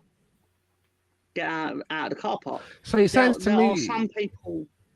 No, go on. It sounds to me then that when we're talking about fullbacks, which are these positions, that people seem to favour the fullbacks operating a lot higher up the pitch now. That's what they want to see. Well, I was going to say that when the first thing, Sorry, the first thing you brought up was that White can bring the ball up the pitch, and I'm like, well, that's kind of what Trent does, right? And we don't. And a lot of people are like, you know what? Look at him now. We asked him to defend. He can't defend, but he's a fullback. But right? Ben White has defended as well. He's put Zaha in his pocket. No, stop that. Stop with that talk. Because no. That's true. He did not put him in his pocket. Come on, stop that. They picked on him because they knew what side. Saliba was there to clean up the mess because he had to do it a couple of times in that match. I've agreed with you on a lot of things, but that is not true. When Zaha beat White, who was there to clean up the mess? Saliba. One time. He does it all the time. No, because he had to do it a lot. No, guess what? They're picking on White because that's the weakest link. No, it's not. They do it. They are. We played Crystal Palace and the same thing, right? Anderson looks. He sees White and he goes after him. That's Anderson was having a good game, right? That is not true, Gary. That's what happened. Zaha was Crystal Palace's most dangerous player. Didn't have a kick in that game. He got past Ben White once in the game. Saliba was there to do his job and clean up. Saliba's always there. Just remember that. Well, you have to look not always, Gary. So then, is it a case of then that Ben White is good at going forward? He's also a good defender, and Tomiyasu is better off as a defender, can get forward, but he's not as good. Therefore, Ben White's better because he's good at going both ways. Is that what we're saying?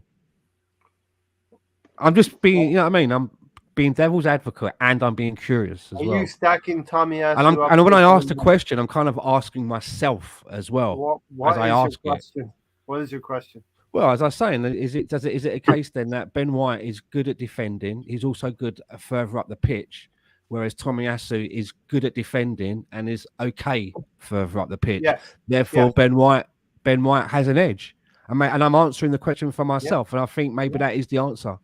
In the same way that Zinchenko will have an edge over Kieran Tierney, but Kieran Tierney's a better defender. But Zinchenko can move better in midfield and move forward and work better further up the pitch. Because he's a midfielder, right? But then on the other side of that, I would see Kieran Tierney scoring quicker or more frequently than a Zinchenko. Yeah, Like he because hit the post the other day. Kieran Tierney will get into that inside left channel. Zinchenko And it's about will. goals, right? Yeah. Alonso, what's your thoughts? We're going to get you in here. Right. So I think Ben White, to me, is playing better right now at right back than what Tomiyasu is, because I think Ben White still is trying to get on the England team. And I think, hopefully Southgate will take that in consideration, that Ben White can play multiple positions as well as Tomiyasu. So I think Tomiyasu is also trying to impress with the little time he has played starting for Arsenal on the Japanese side. The problem is that which suited for them are they for an national team are they better suited right back or center back? And this is what's so good about both of them being on Arsenal, is that we've seen both Tomiyasu and Ben White play multiple positions and playing quite well. Which, as an Arsenal fan, you want that competition. If it means playing out of position, then so be it. Because then Cedric stepped out, in which Cedric, it has his moments, but we've seen his frailties as well, especially during big games. And I'd rather have Tomiyasu as a backup to Ben White at right back than a Cedric at right back.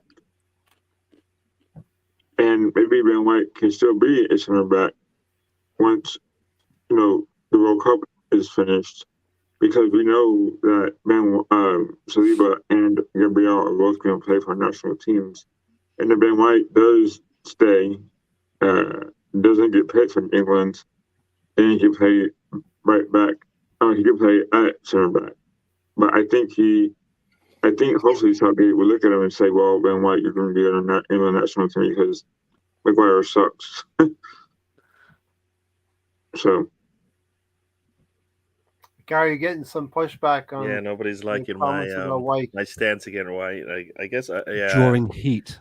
Yeah, I guess so. No, drawing the ire of the White. No, he deserves it because he's wrong. Deserves it because you're wrong, Gary. You're wrong. Why? Because he won. The first thing we talk about when we talk about White is that he goes forward. And I'm just like, well, you're a defender, right? So, I hear this from many people, and but I need you to be a defender first, and then be able to bring the ball up as well. That's just the way I feel like that position should be played.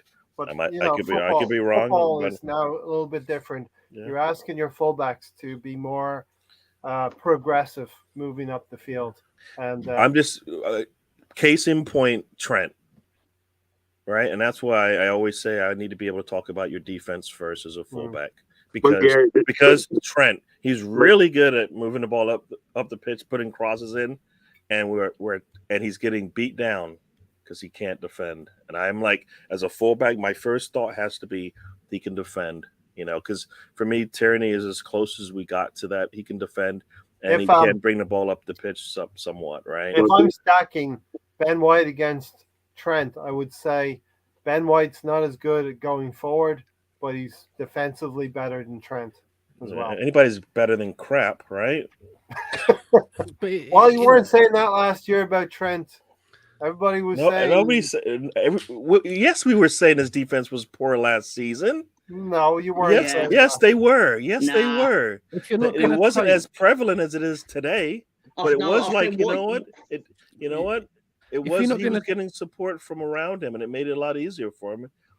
But his defense was suspect last season. Alonso, you wanted to jump in? Yeah, and Gary, this is why I think Gareth Southgate is not going to pick him for England. Yeah, and this is why I think hopefully Southgate will open his mind up and realize that Ben White can play for England as a right back or center back. Well, right back's probably the worst position to be at, right? If you're going into the England squad. Yeah, they're so, stacked. so But it's, if you're not gonna Cornerback. take Alexander, and you're taking instead of him, you're going to take Trippier and Reece. Greenwood, Reece, the other one, right? James. Then you take Ben White, even though you might not play him, but you now have a player that you think, well, if anything goes wrong, I've got a player that can play right back or centre back and is capable. Yeah, and I can't. You just can't have that for believe security, right? It's just security. If you're not going to take 3 out and out right backs and you're going to drop Trent Alexander, then that place should be taken up by somebody, a utility player, like a player that's at the top of the league and is can play capable in 2 positions. You're just covered. He might not get a sniff. I think but- Ben White's going to make the squad for the World. I mean, Nah. didn't England have like 4 right No backs way. at one point? He's not making the You squad. know? If he's making the squad, he would have played in that tournament. I find it hard to believe he's going to No. get picked when he hasn't played in how long. Gareth Southgate ain't like that. He don't do them kind of moves. Do you know what I'm saying? He knows already who he's taking. He ain't going to come out some jack in the box thing before we go and I'm taking this guy, I'm taking that guy. He already knows. And Ben White, I think he's not one of them. Yeah, Martinelli did roast Trent. Which is stupid because Ben White, as someone else said, he brings the birds in. So, you know. Isn't he married now? He can't do that that's what, anymore. Doesn't that slow down, Stan? Doesn't it slow down? No, man, he's still bringing it. Watch Bring his him family in. doesn't. Bring him in. He even said Ben gives us his dashing good. I'm looks virtually and married, gives us and He's I willing and heard I'm on dealing. a few bedroom ceilings. So. massive female following amongst. Oh, the boss is away, isn't she?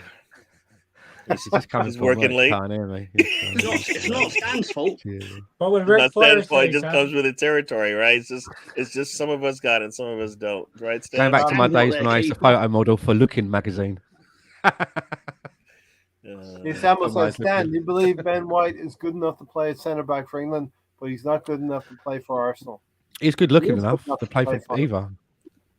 Huh? No. I in asking the question that I asked earlier, when I asked that question, I was kind of asking myself because I've always been a little bit torn. But I think that if I've convinced myself now that perhaps Ben White is the choice for right back because, as I said, he's good at defending. So is Tomiyasu. But we kind of seem to agree that when it gets into that last third, if Tomiyasu or Ben White find themselves in that area, Ben White seems to be able to make better of his time in that area, better use of his time. So if that's the case, then perhaps, yeah. But it's good that we've got this problem because if anything happens to Ben White, anyone needs to be moved around. It's not like we're putting Cedric in. And you know what? You know what I'm saying? Tierney and Tomiyasu actually, I believe it was in the Bodo game, were bringing the ball up more than we had seen in the past. So I have a feeling if Arteta wants that out of his fullbacks, they have to get used to it, right? And it's the same on the left back side as well. You know, we've got it's a fine margin for me between Zinchenko and Tierney. It really is. You know, if one of them left us to tomorrow, we'd still be left with a good left back sort of thing. So it's good to have this debate where we can have this fine margin because they're both superb. And as you can see, Tierney is adapting his game and is operating more invertedly. And I don't know whether that's because he's been instructed or he's looked at what's going on and he thinks, if I want to be part of the conversation here, I see what I need to do. So Where we have depth in our squad or competition in our squad, Mikel Arteta has used that depth with 5 subs this season. And it's refreshing, it's good from last season. Last season we had a thin squad and we rolled the same dice every week. So, Mr. Tom, you're going to get our best team probably on Sunday. How do you think the game's going to go, Tom?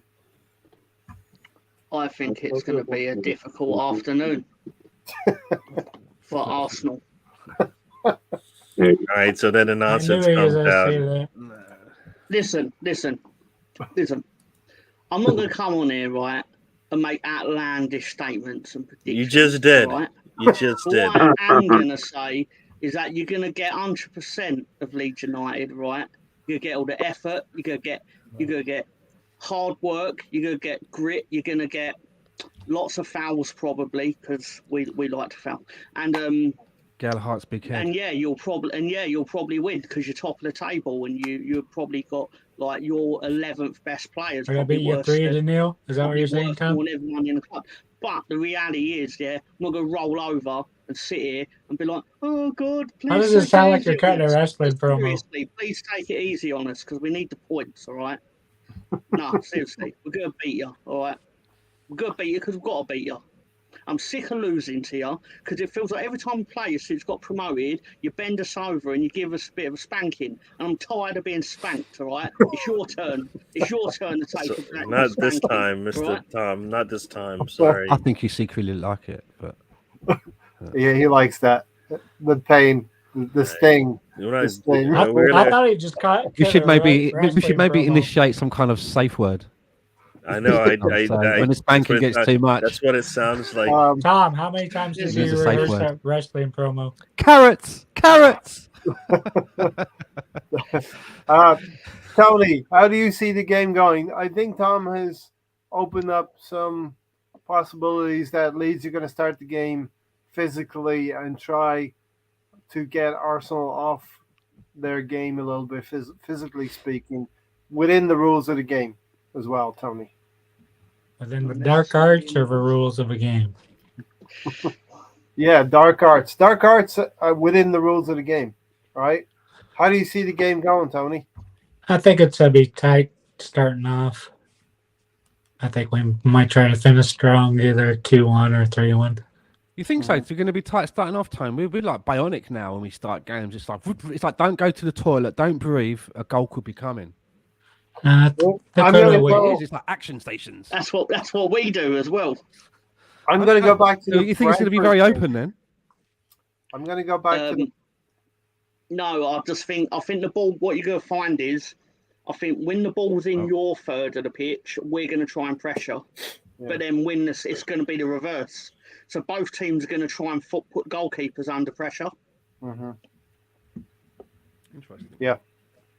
Especially considering that's how we beat Chelsea, is because we pushed them so far back that Elton John was releasing his song. But you don't have a Partey.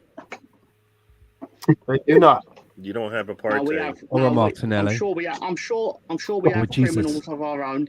Or a Ben White. Gerhardt. Ben White. Our best defender. Gary, our best defender. I don't think that's what they're saying. The people that don't like me right now. Saliba's game so easy that Saliba just has to clean up one time a game, Gary. Ben White makes Saliba look so good, right? Meisler's also got a massive head as well. Gary, how do you see it going? I think we should have a lot of possession in this game. I think Arteta was probably disappointed in the way we played today, just from the looks on the screen. So he's going to want us to come out and play closer to what he's expecting us to play like. So I think we're going to come out, with a little bit of energy because of that.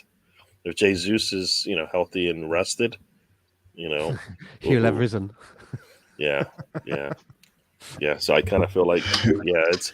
And like you said, we've done really good, and I'm knocking on wood again. Nobody scores on us in the first 30, so we come out and continue to do that. At the beginnings of our games, it's like if we can continue to do that like we've done, and we scored in the first 54 seconds. I mean, can we do better than that? I don't know. We'll see. Is that a record? Have we got a record for that or something? I don't think that's the fast. I thought 18 seconds was the fastest. It was like really 18 seconds. It's like the fastest goal in the Premier League is about 7 seconds. 7 seconds. Wow. Shane Long won't be that, Tom. Shane Long. Okay. Shane Long for Southampton versus Reading, I believe. Wasn't Robert Di Matteo there? Di Matteo was the FA Cup one, wasn't it? He had the fastest FA Cup one for ages. Yeah. Di Matteo. Stan, what's your forecast, Stan, and how do you see the game going? Well, Mr. Tom, you kind of took the words out of my mouth. They need a safe word so that we stop spanking them as hard. Maybe we get to like 5 goals, they can start yelling out carrots, and then we just take our foot off the pedal. Take the ball gag out of the mouth, let them have a breather, and then resume pumping. So I mean. I really hope that we. I'm sorry, Mr. I have a feeling Marsh is gonna have his shirt on. I'm not and going he's to, gonna Mr. he's Tom, gonna zip it as down. Mr. Tom said earlier, I'm Well, not going to Parents. sit here in Arsenal fan circle with an interloper on our here and start going, oh, we're going to be really kind to them. You know, we're going to no. I want to absolutely kick the living fucking stuffing out of them. He So the knows next what time Mr. Tom is in my the presence, percentage. I can no one's ever kicked the shit out of Leeds. I can berate him until my throat is hoarse. So And maybe Mr. Tom will come back don't cry next for me. Thursday. Who I'm knows? already dead. You That's want to come Barney back in The next Simpsons. I Thursday? know my references. So, Football in the groin. Tony, how's it gonna? Well, What's gonna happen? You already asked me, right? Okay, thank you, Alonso. What's gonna happen? Tony, how's the weather? It's fine, right? the safe word will be notwithstanding. Notwithstanding. No, Alonso. the safe word would be these nuts. Alonso, what's your forecast? You know where his thought is. Right, so I guess Tony's gonna answer for me now. So I think it's gonna be 4-0 to Arsenal. 4-0. Yeah, I think that Passive aggressive. we're gonna Not smash going to them give in. us a goal. One goal. Service. One We're goal. gonna, Not good, we're, not we're good, gonna give me smash them in. So yeah, I mean, you're gonna go to Yorkshire and mess them up. You might get a goal. The referee might give you a penalty. I don't want to hear Yeah, it. even Don Juan's give me a goal. Yeah. Anyway, Right. so yeah, we're gonna win pretty big, and we're gonna do Yorkshire happy bunch. All right. So listen, we're gonna get into the Premier League weekend, but I just thought we'd talk about this a little bit quickly here. Arsenal 3, Liverpool 2. A changing of the guard. Can we be that team? Can we maybe take Liverpool's place to be the challenger? We already have. How many times has he said Liverpool so far? Once. Twice. No, it's about 4 times so far, Tony. 4 or 5. Gary, has it happened already? Is the changing of guard happened already? We're not there yet. I just want to keep winning. We're not there yet. So just give me one more win. That's all I want.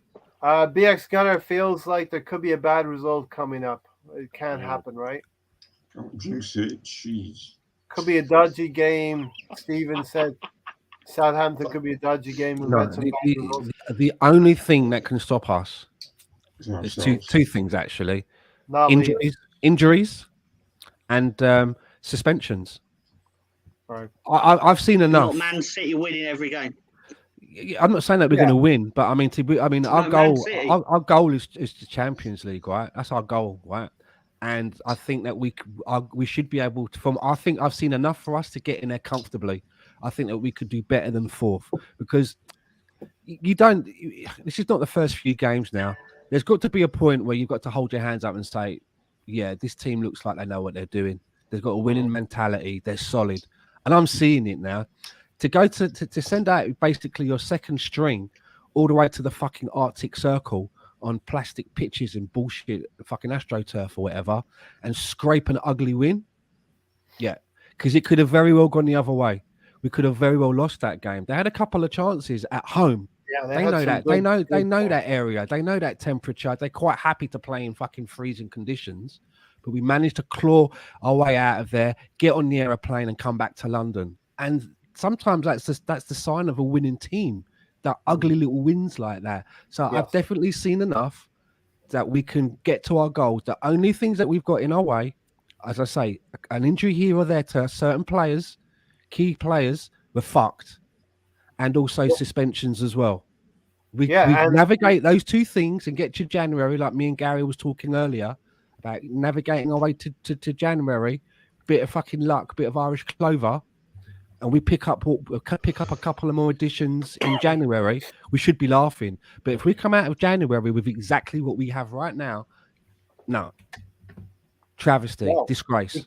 Because we'll be trying to sustain 4 competitions with the squad. We should be coming out of January with Mbappe by all accounts, from what I've been reading. So who knows? It's not even that. It's not even that. We don't have the depth we need right now. Exactly. So we're not necessarily trying to add because of competitions that start up in the new year. We don't have the depth now. We saw it today, and we'll see it when we start playing Premier League matches without, two of our top players, right? Because they're going to have to sit. We're going to have to That's the way rotate it's them got and to stuff be. like that. So That's the way it's got to be, Gary. We're going to be in the Champions League next season. I quite confidently can say that now. We'll be in Champions League this time. not if we don't go get depth in January. I believe that. Okay. All right. Let's We say want to be. You want us if we're lucky, if we're Leicester lucky, we won't need depth, right? Mhm. Like when Leicester won, they didn't have any injuries to deal with.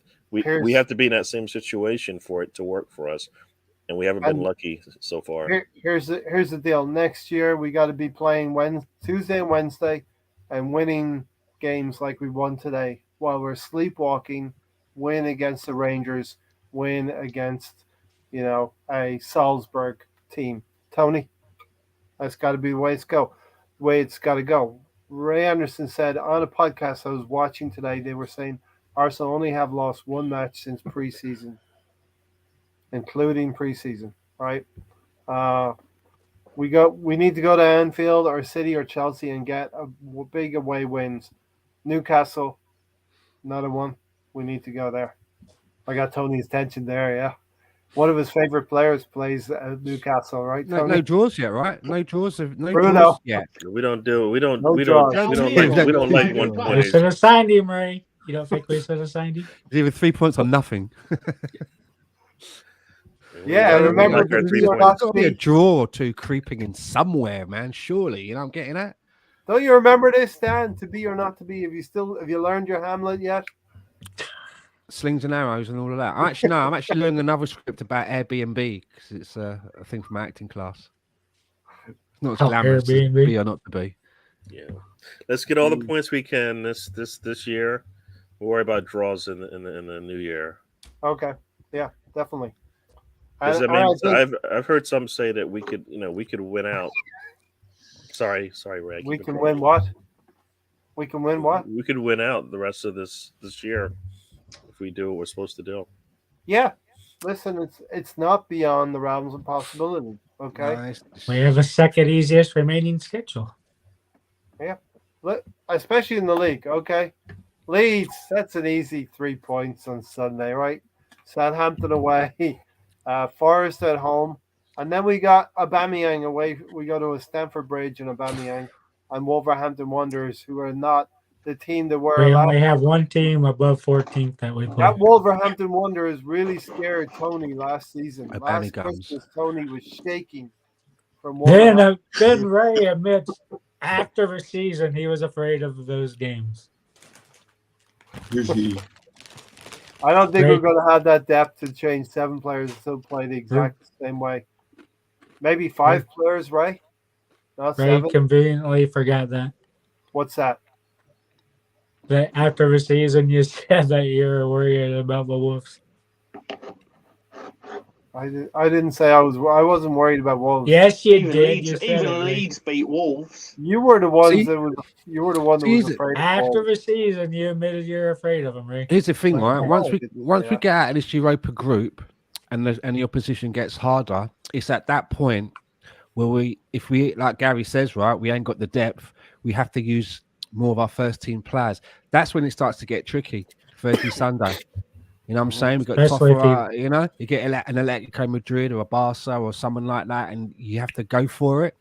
Then you have to look towards the league and think, well, fuck, have we left ourselves short there? So it's going to be a balancing act. And I really think January for us is going to be so important. And if we can maintain where we are to January, surely the owners have no excuse but to continue to support the manager, because it will be the final push. Why would you let the Champions League slip out of your grasp on the back of what happened by last season by 1 point? So I'm confident that we're going to have enough. I really am confident that we're going to have enough to do it. And I really was hoping that Why Not was going to come in today, because he's like really the only person that we talk to on a regular basis who's against everything. And I just wondered where he is now, because as I said You in the genuine week, right? Gary. And I'm going to say again, I just want to 1 minute. I just want to repeat what I said on Twitter the other day, right? So if there are any, right, this is a message going out to all of the Arteta outs. If there's any Arteta outs listening to this Or message, doubters. the civil war is over. It's finished. It's over. If you've not got the message, it's time to come in. You got to lay down your weapons. You hand in your uniform. All crimes and misdemeanors are going to be pardoned, except Gary for Piers did it. Morgan. Except for Piers Morgan and Lee You mean I Gunnar. did it? Yes, You there's didn't say all still a that bounty. in your There's tweet. still a bounty on them too. But it's You time didn't to say come all that in. in your tweet. It's time You- to come in. It's finished. You added to it a little bit. It's Stan. What do finished. you mean? What did I do? I don't know. You have come around. You've come. I a don't know long how way, Gary. anyone can be vehemently against what's happening now. Vehemently against it. I don't know how anyone can stand in front of me and say, Stan, I think Mikel Arteta is the wrong man to be managing be this club. fair, I don't understand how there's an unhappiness right now. Gary, you had questions, and those questions have been somewhat answered. Is that fair? Yeah, but I wasn't like Arteta out. I was like, I know you were like Arsenal in. I'm You're Arsenal, always and on. yeah, like I said, and if it's good for Arsenal, then we'll go with it. And I always said that Arteta yeah. requires Well, time. Yeah, but what did you Yeah, say if we patient. asked you what you would do if you were in charge? You said you'd fire him. I've never known Gary to And be there under was a fire so point though much when on the No, the but, argument, you know what? there was I a don't- point though when the argument was sound. Yeah, no, Right. I didn't want to wait for Arteta to figure it out. That's my thing, and I don't think Arsenal should have to get a manager where we have to sit there and wait for you to figure it out and get it right, and then we move on. And that's where Arsenal has said we are going to wait for Arteta to get this thing right, and so far so good, right? Right, that's what and we've done. Liverpool had to wait for Klopp to get it right because I don't think they had to wait for Klopp It to was get work. anything right. work was needed. Where did he go? done. What did he do in his first year? Stop with that. He had to wait for Klopp. Klopp, who was already seasoned, had already won leagues before he Right. came in. They didn't wait for him. I know, but it took him a few years. He just has it to did talk take about him a few years Liverpool, to get Gary. results, though, I right? guess so. Tangible results. It didn't happen overnight, right? It didn't just happen but- overnight. No, but like Same as he Alex didn't take- Ferguson. He didn't take a step Yeah, back he to did. go forward. He just kept going forward. That's what Klopp did. He kept going forward. You didn't see a step back. He didn't go like win an FA Cup and They then lost. finished. They Finished lost what, the Europa League final. eighth and eighth. You didn't see that. You didn't They have to go. lost a Europa League final against Yeah. Sevilla. They didn't take a step back. They were moving forward, right? Because they lost the champion, Everyone loses. right? They lost That's it, the bit. right? Yeah. So, I mean, I think they lost the Champions League or something like that, and then they won it, and then they won the Something league like right that. after. yeah, So, like, just so dismissive. they were Something taking like a step that. forward, right? They were getting better They won each the time they Champions played. League or something like that. But So, Yeah, they lost. They lost to Real Madrid, didn't they? Dismissive. yeah, no, Beat like I said, Tottenham. they were taking steps forward. Or some Yes. stupid team. What? That one Sorry, from North I London. just like the dismissiveness of it. Yeah. So Oh, no, you have a point, Gary. But he got in there and there was work to be done. And yes, moving forward. he We're came with moving receipts already. The man Yeah. came with receipts saying, "Look, I can do this," right? And Right. he did it. forward. I wonder what it would have been So like. if anything, he it's came- better for Arteta, right? Because it took Klopp about 3 years to get settled in, and as Gary said, he came with receipts and experience from Germany. Whereas Mikel Arteta, he's taken about the same amount of time to start looking solid. So again, fair play to the manager for that, right? He's come in with less receipts. He didn't come in with any receipts. I don't think he even had a carrier bag as proof of purchase. And let's say the turn would have been stand 16 months ago at the beginning of last season, notwithstanding those 3 bad defeats. But we did implement the Ramsdales, Tomiyasus, Erdegaard. All those players came in against Norwich City in the 4th game of the season. Anything else on that? We'll get into Biggest the difference is what you were saying there. Biggest difference is that when you saw those players start to get added into the team, you could start to see the improvement. But then we would go through those patches of 3 losses, right? Would pop up a couple of times in the season. And I honestly believe that having that added ingredient and mentality of the players of Zinchenko and Gabriel Jesus's quality should help us to get through those periods where those 3, where those lean periods will pop up. That's the bit that we needed to get us through that. That's that one little bit. So I'm really hoping that as you see the table you got up there, we can get rid of those little runs. It doesn't take, if we do have a loss or a draw, I'm hoping that it's not going to take us as long to recover and come back. It's not going to take us another 2 games to get back into our groove. Mm-hmm. Yeah, and we've proved that already. After losing to Manchester United, I actually believe our performances have been improving on each game. Brentford away from home was a very complete game. Tottenham was football like I'm going to compare it to Manchester City on New Year's Day. If you think about it, we gave up 3 goals in that United match, and since then we've given up 3 goals to the next 3 matches we played and scored 9. So if there's an answer, we've answered, I believe, the call. We have to, I think now we had a poor performance, not a loss. We need to, improve our performance now and, make sure that stink from the last match doesn't rub off into this one, because that's how you get the banana scale, the bananas peel, right? Banana skins. I don't think that's going to happen. I think we're a different team. We have a different mentality, and this is what we have to do next season when we're in the Champions League. We have to go to the minnows in that group and win without being flashy. You just call Leeds a minnow. No, in the group in the Champions League next season, we have to in this Champions League next season. I think he was talking about Leeds. Mr. Roll Tom. it back.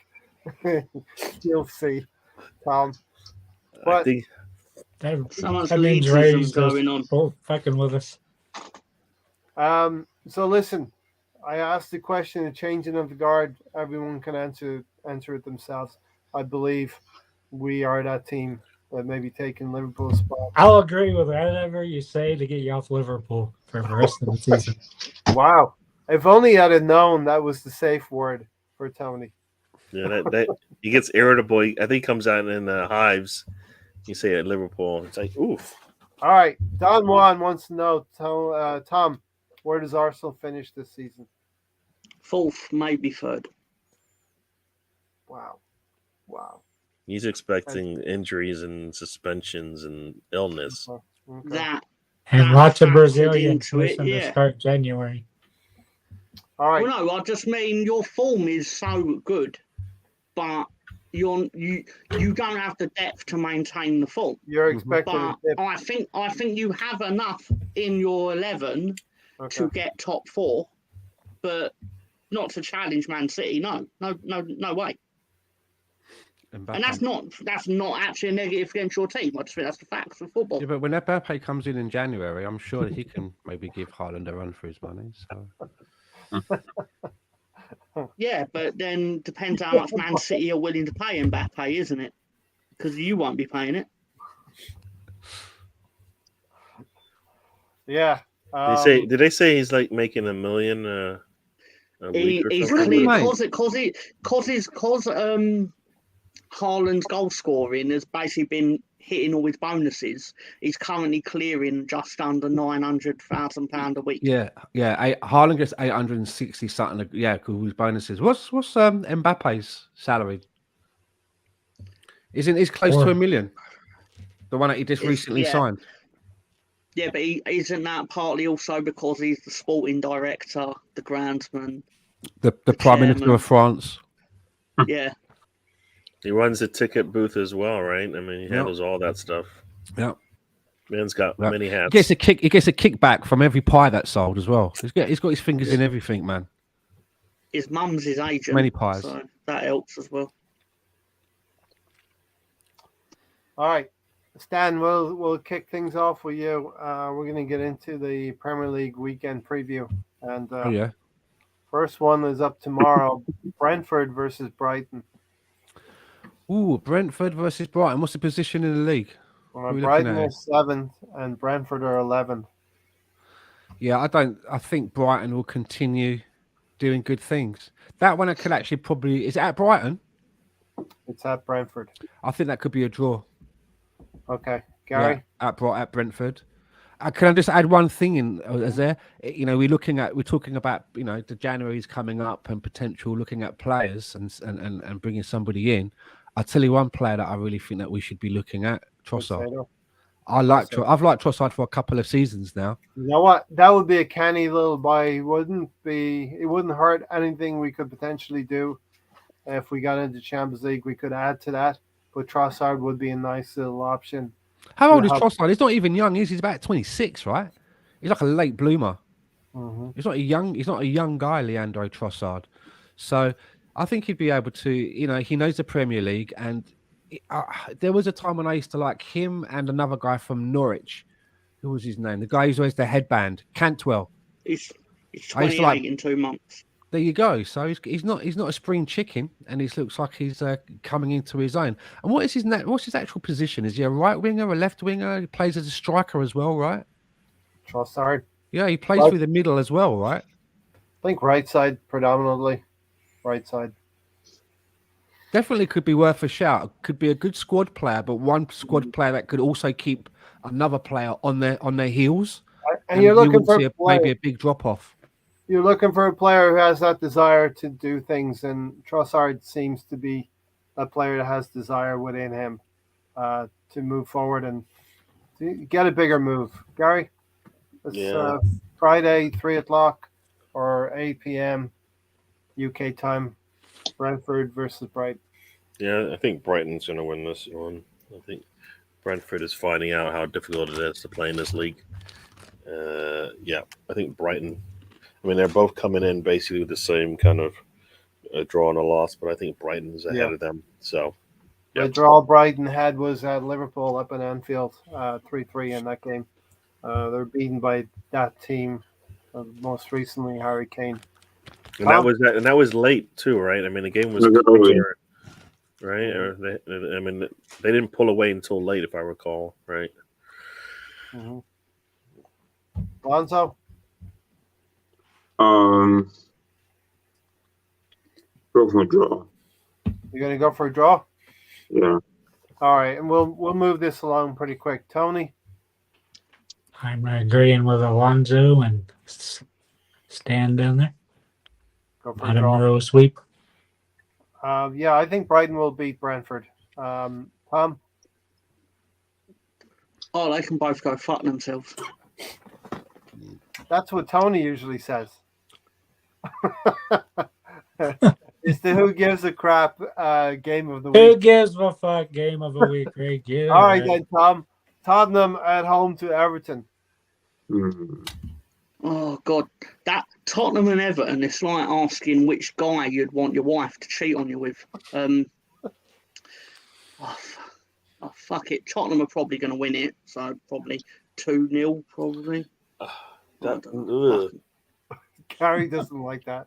Gary, you've asked me to pass by you for Tottenham. Because it's just gonna because I don't like them. Yes, I'm gonna bypass you. Go to Stan. Tottenham at home to Everton. 3rd and 12. Tottenham should get that win. Stan would be a good upset pick, but I'm not sure that Everton have got quite enough to get a win. They've maybe got enough to get a draw, but I don't think Everton have got enough to get a win at Tottenham. Everton have been playing pretty well. I thought they would have given us a game at the Emirates a month ago. I'm going to go for a draw. I'm going to go for a draw on that one. Alonso, what do you think?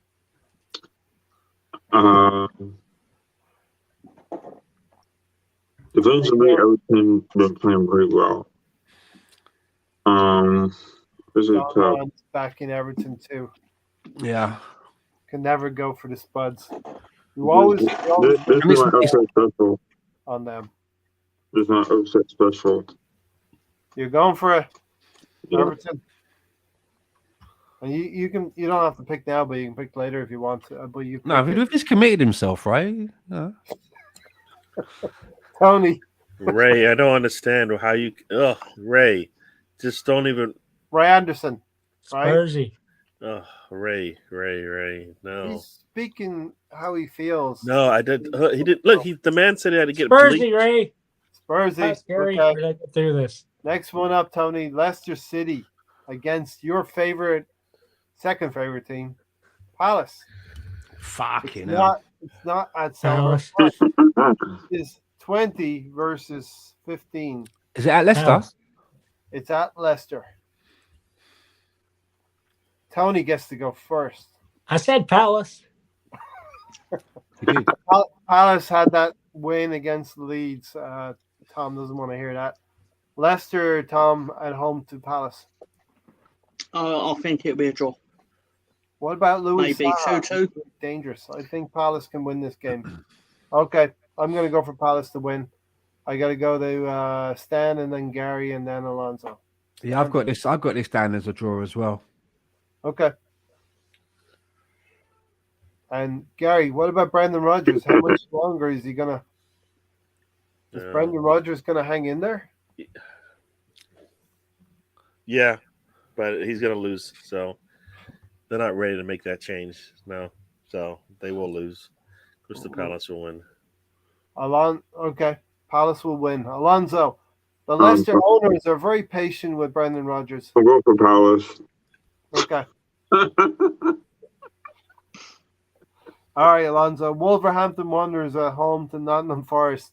This is Fuck, Tony's don't give a pick fuck for- game, yeah, man. yeah. Big This time. is Tony's pick. This is my second to the first. My Alonso's favorite match of the week. Day. I'm going At for least Wolves. for Karen Gibbs I'm moment going of the for week. Gibbs. I'm going for Wolves. Going for Wolves. Tony, who have you got? Nottingham Forest or Wolves? Well, Forest can't get any worse. So Wolves They can. boring. Boring 0-1 win. Okay, to Forest. Forest are going to win. No Wolves. Okay, you said 0-1. Wolves are playing at home. Yeah, it's Right. right, mate. Get it right. 1-0. There. 1-0 to Wolves, Stan. You got it? Well, both of these teams have only won one game in nine matches, both of them. Yeah. And you've got to think, I mean, you know, if you're trying to be like Mr. Spock and working things out in logic, you'd think, well, Wolves should have the better team, right? Even though Nottingham Forest went out and bought 500,000 fucking players, it turned out that the manager didn't want any of them. And they sent loads of them out on loan. So you'd have to think, if Wolves can't get a fucking win out of this, then they deserve to be where they are. Do you know what I'm saying?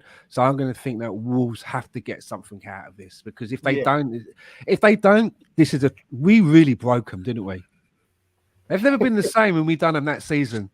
They've never been the same when we done them like home and That away. was when Tony was afraid of them last year. Right, Never been Tony? the same since. So Henry was. they've got to get something out of this, and I think Wolves surely they have enough about them to beat this Nottingham Forest team. I got the receipts, Tony. I got the receipts. We'll look back through them all. Gary, Wolverhampton Wanderers are too good to be 18th. 1 win from 9, says Stan. The table says otherwise. I'm gonna go. I think Forest will surprise them. Ooh. So I think Sorry, your Forest. upset pick? No, for 1 point, no. He's manipulating you there. He wanted you to say. No. I think Nottingham. We've got some young attacking promise there, and it's gonna come through at some point in the season because they've got some players that could do a job. So why not against Wolves, who are struggling as well? So, yeah. I think Wolves have some key injuries as well, right? I think Neto's out. Yeah. So I think the way that we saw the way Forest lost their last match, they're going to come out as well, ready to get something out of their match. So I think Forest will do it. Ooh. Okay, we're getting mixed. Jimenez, man, he needs to score soon. What's your space? Wolves versus Nottingham Forest. Not a very appealing game, right? Nah, it's not it doesn't scream best league in the world, does it? But No. I'll I wonder be what Mark will have generous. to say. But who gives a fuck game of the week? Tom says he doesn't care. 0-0 draw. Next person. I'll be generous. 1-1 will be the best that Forest could probably hope for, realistically. Sorry, Tom. That's Tony Really sorry saying. That's Tony saying, keep it moving, Tom. Um, Well, if you'd kept your ears open and your mouth shut, Tony, you would have heard me say 1-1.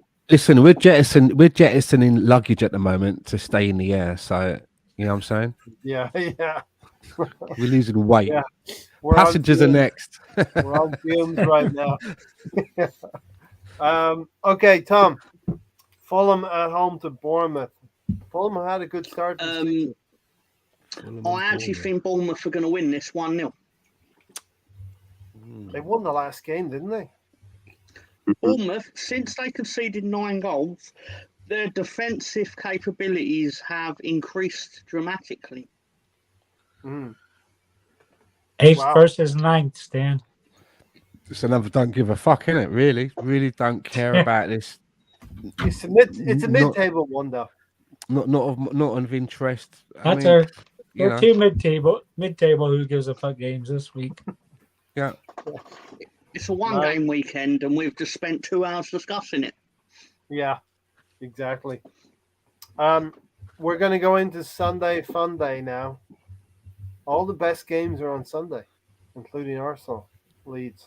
Anybody who talked about Fulham and I did not. I didn't get my pick right.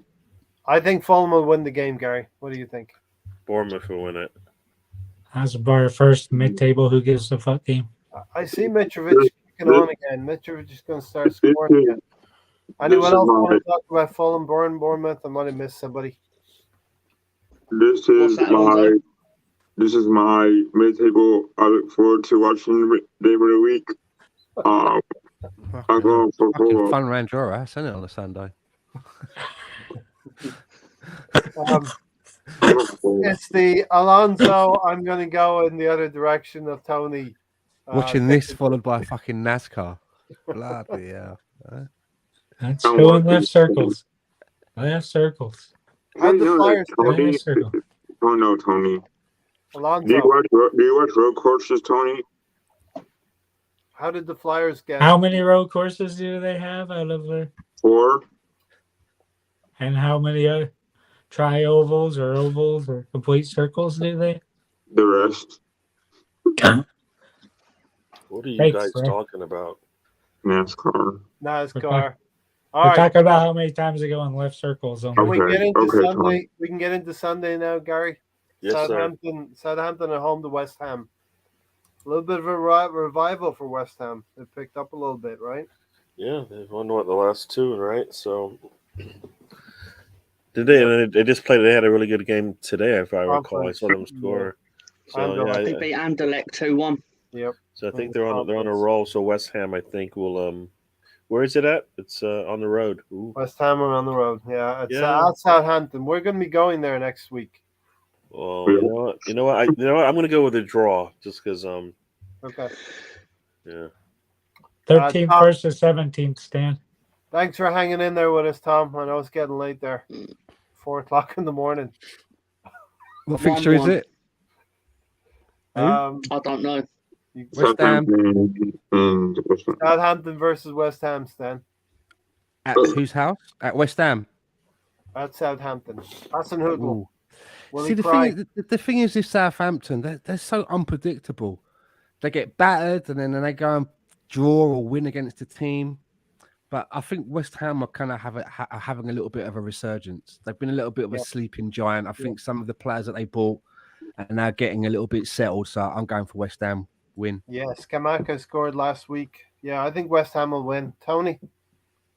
West Ham's won 2 in a row. Southampton's lost 4. So there you go. Which is good, Tony. That doesn't mean anything in the Premier League. Mr. Tom looks like he's on Clockwork Orange. He's got matchsticks holding his eyes up. Alonso? Where's your drifts, Tom? I'm going for this is an interesting game. I think West Ham will score first. I think Southampton's going to go for a draw. So I think it's going to be a 2-2 draw. A Desmond 2-2. All right, Tom. Man United versus the other United, Newcastle. All right. You guys I found out today. Not a big spread, is This there? is This is Manchester. Today was Manchester 5th and 6th. United's first 90th minute winning goal in Europe since they won the Champions League in 1999. That's And all that, you can wrap it all up into a ball and tell Man United to go fuck themselves. So, whatever. I knew they Okay. struggled to win, but I didn't know it was 90th minute Yeah. that they won. You know, The Wow. Cypriot team goalkeeper made 12 saves. I saw he was having a good game. Yeah, Yeah, they beat Ammonia on the last minute of the match. usually Ammonia beats everything, but yeah, it beat Ammonia. Assembled. We don't even know who United are. We don't even know who United are, but I think Newcastle could get something out of this game. Newcastle. I'm going to go with Newcastle. And get your point. Give me a point. Yeah. Tony? This is the upper tier who gives a fuck game of the week. I would go with Newcastle, but since it's at Manure, I go with Manure. Sorry, Tom. Man, you're okay. I know you hate my cunts. Stan? Man United at home to Newcastle. Just when you think Man United are going to do something and get a little bit of form together, the manager goes and totally fucks around with the team and takes people out and fucks about. I'm not going to go against my great granddaddy. Newcastle win. Newcastle win. Alonso, can you share your drawings? Your etchings. Sure. Can we see your etchings, how- Alonso? Remember, if there's any nudity, it might affect the algorithm. So this one here is this the X-Men, and this. Anyway, What the fuck? All right, we didn't see that very clearly, but anyway. I thought I saw a Did Willie. you draw? Was that a Willie Did on you there? draw the? So anyway, so Man United Newcastle. Get out the edge of that section Fucking out hell. there. this Kamala, is my upper You draw a tier, star on that chest, man, or half a moon. Kamala. Sorry, a little wrestling gag there. Right. So this is my Nice, upper boy. tier. This is my upper tier with the table. What are you laughing at? I'm going for Yeah. It's not that funny if it makes you laugh as well. Or maybe it is. He couldn't get it out of there. Gary looks like a disgusted I'm head going for teacher. Newcastle. I'm going for Newcastle. And We all need the tension, man. and score a goal. I have an assist. So I'm going for Newcastle. Go for Newcastle. Okay, all right. Let's finish strong here. Yeah, Leeds, come on, hurry up. My missus is going to leave me. Leeds at home to Why didn't Arsenal. I get to? Why are you skipping me today? I'm trying to cut it down. Why is everybody? The man got to speak for like 5 minutes. I have said nothing. Well, you said you were going to give him that time this podcast, right? Yeah, this is Arsenal fan circle. The What about the guy below me then? Spencer He's not edition. giving any time away. We all got the memo. This is the Alonso Shut up, edition. Gary. Go on, Yeah. Alonso. Sorry, So, continue, Alonso. You were saying. But Yeah. I'm going for Newcastle. And I think Tribute is going Feel to that? score or assist. Mute him, Ray. Put Who, Gary Gary? in his place. That's It's in- brilliant. I can't He mute Gary. continued as well. That's brilliant. It's in Gary's contract. I cannot mute him. Oh, come on. Make Morty A little upset. bit like Kylian Mbappe's You not allowed to are, go however. anywhere except for was it Real Madrid? That's the one thing in his contract. It's one of Similar those. clause. It's one of those. Right. So, right, we're giving Yeah, it go on, we're giving it Alonso, right you were now. saying. Yeah, go on. The next one up is Aston Villa at home to Chelsea. Ooh.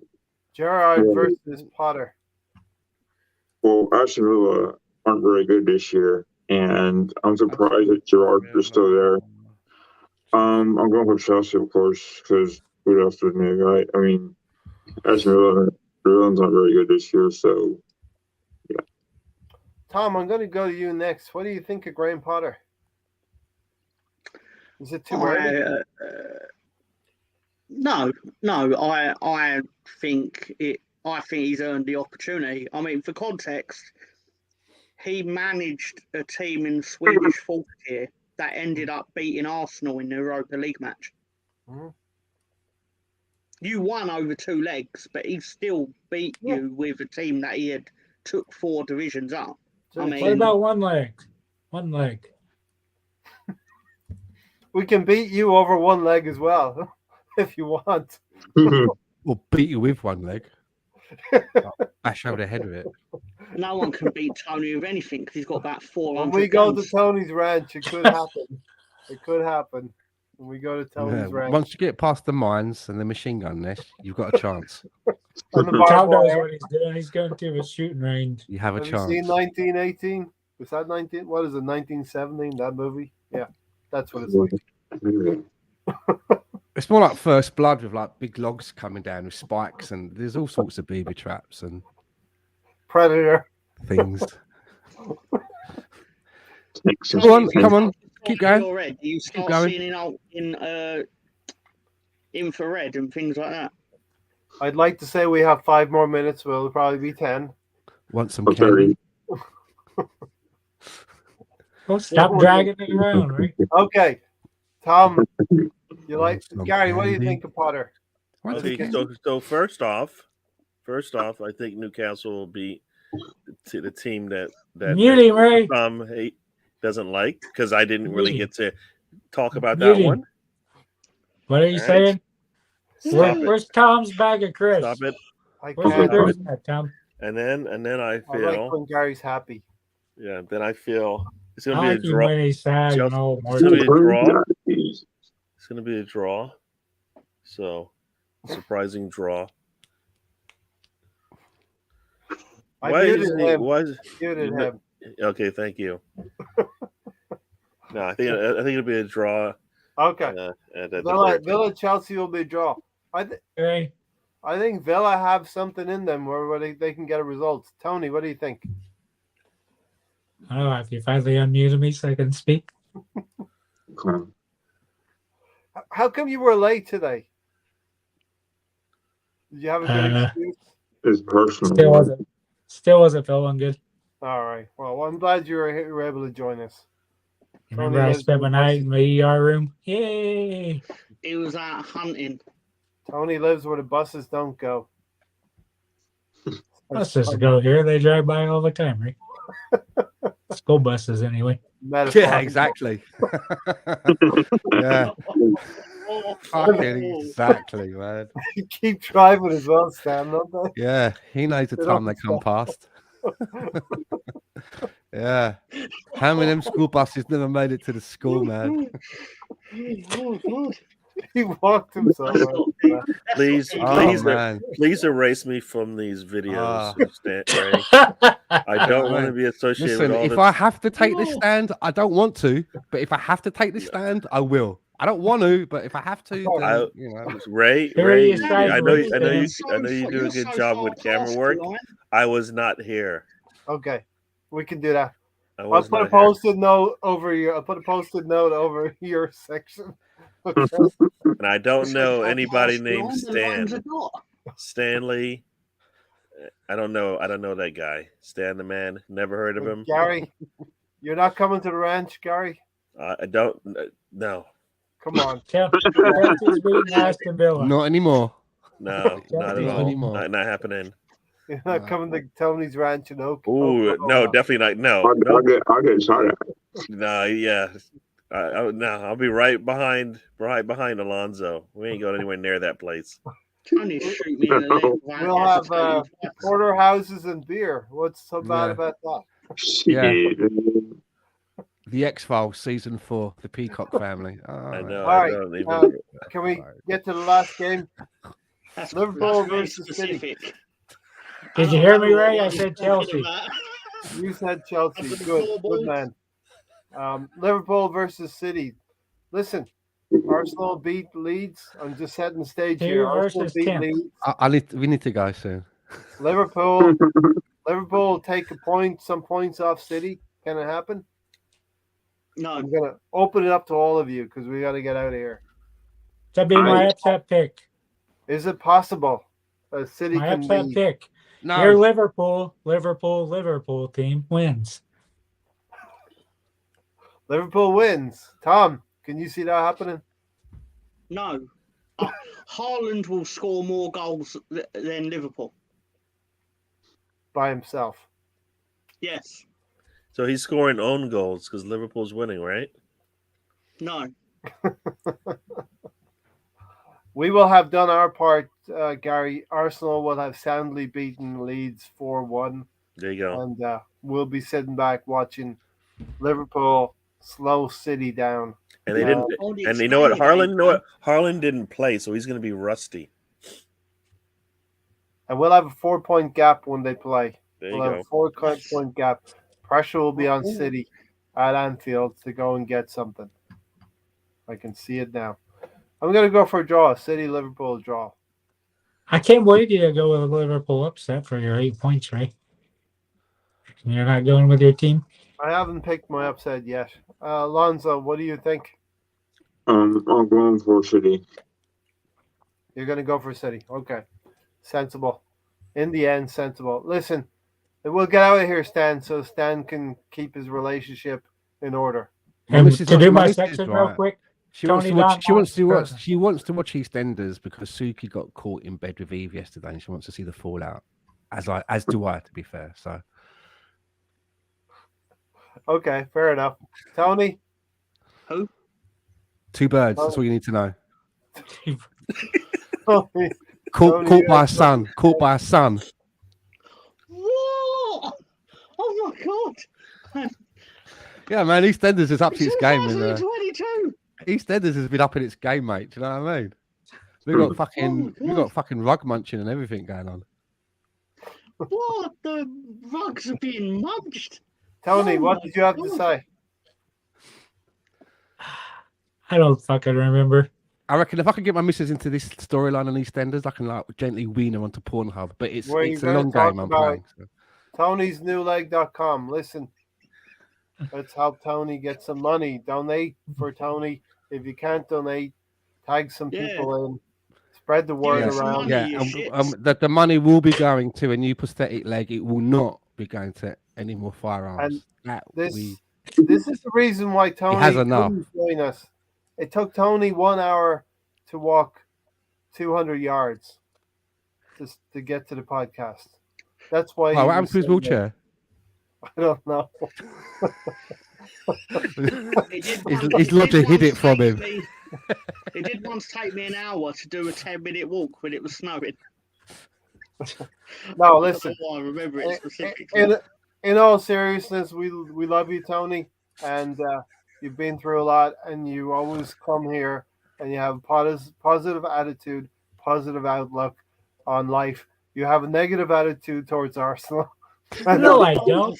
I said that was what I was going to question. weeks When ago. I heard you've got a positive attitude, I was like, you're not talking about the same Tony Turner, are you? There's a payoff, right? You're like, You know what I mean? yeah. It's the yin and the yang, Stan.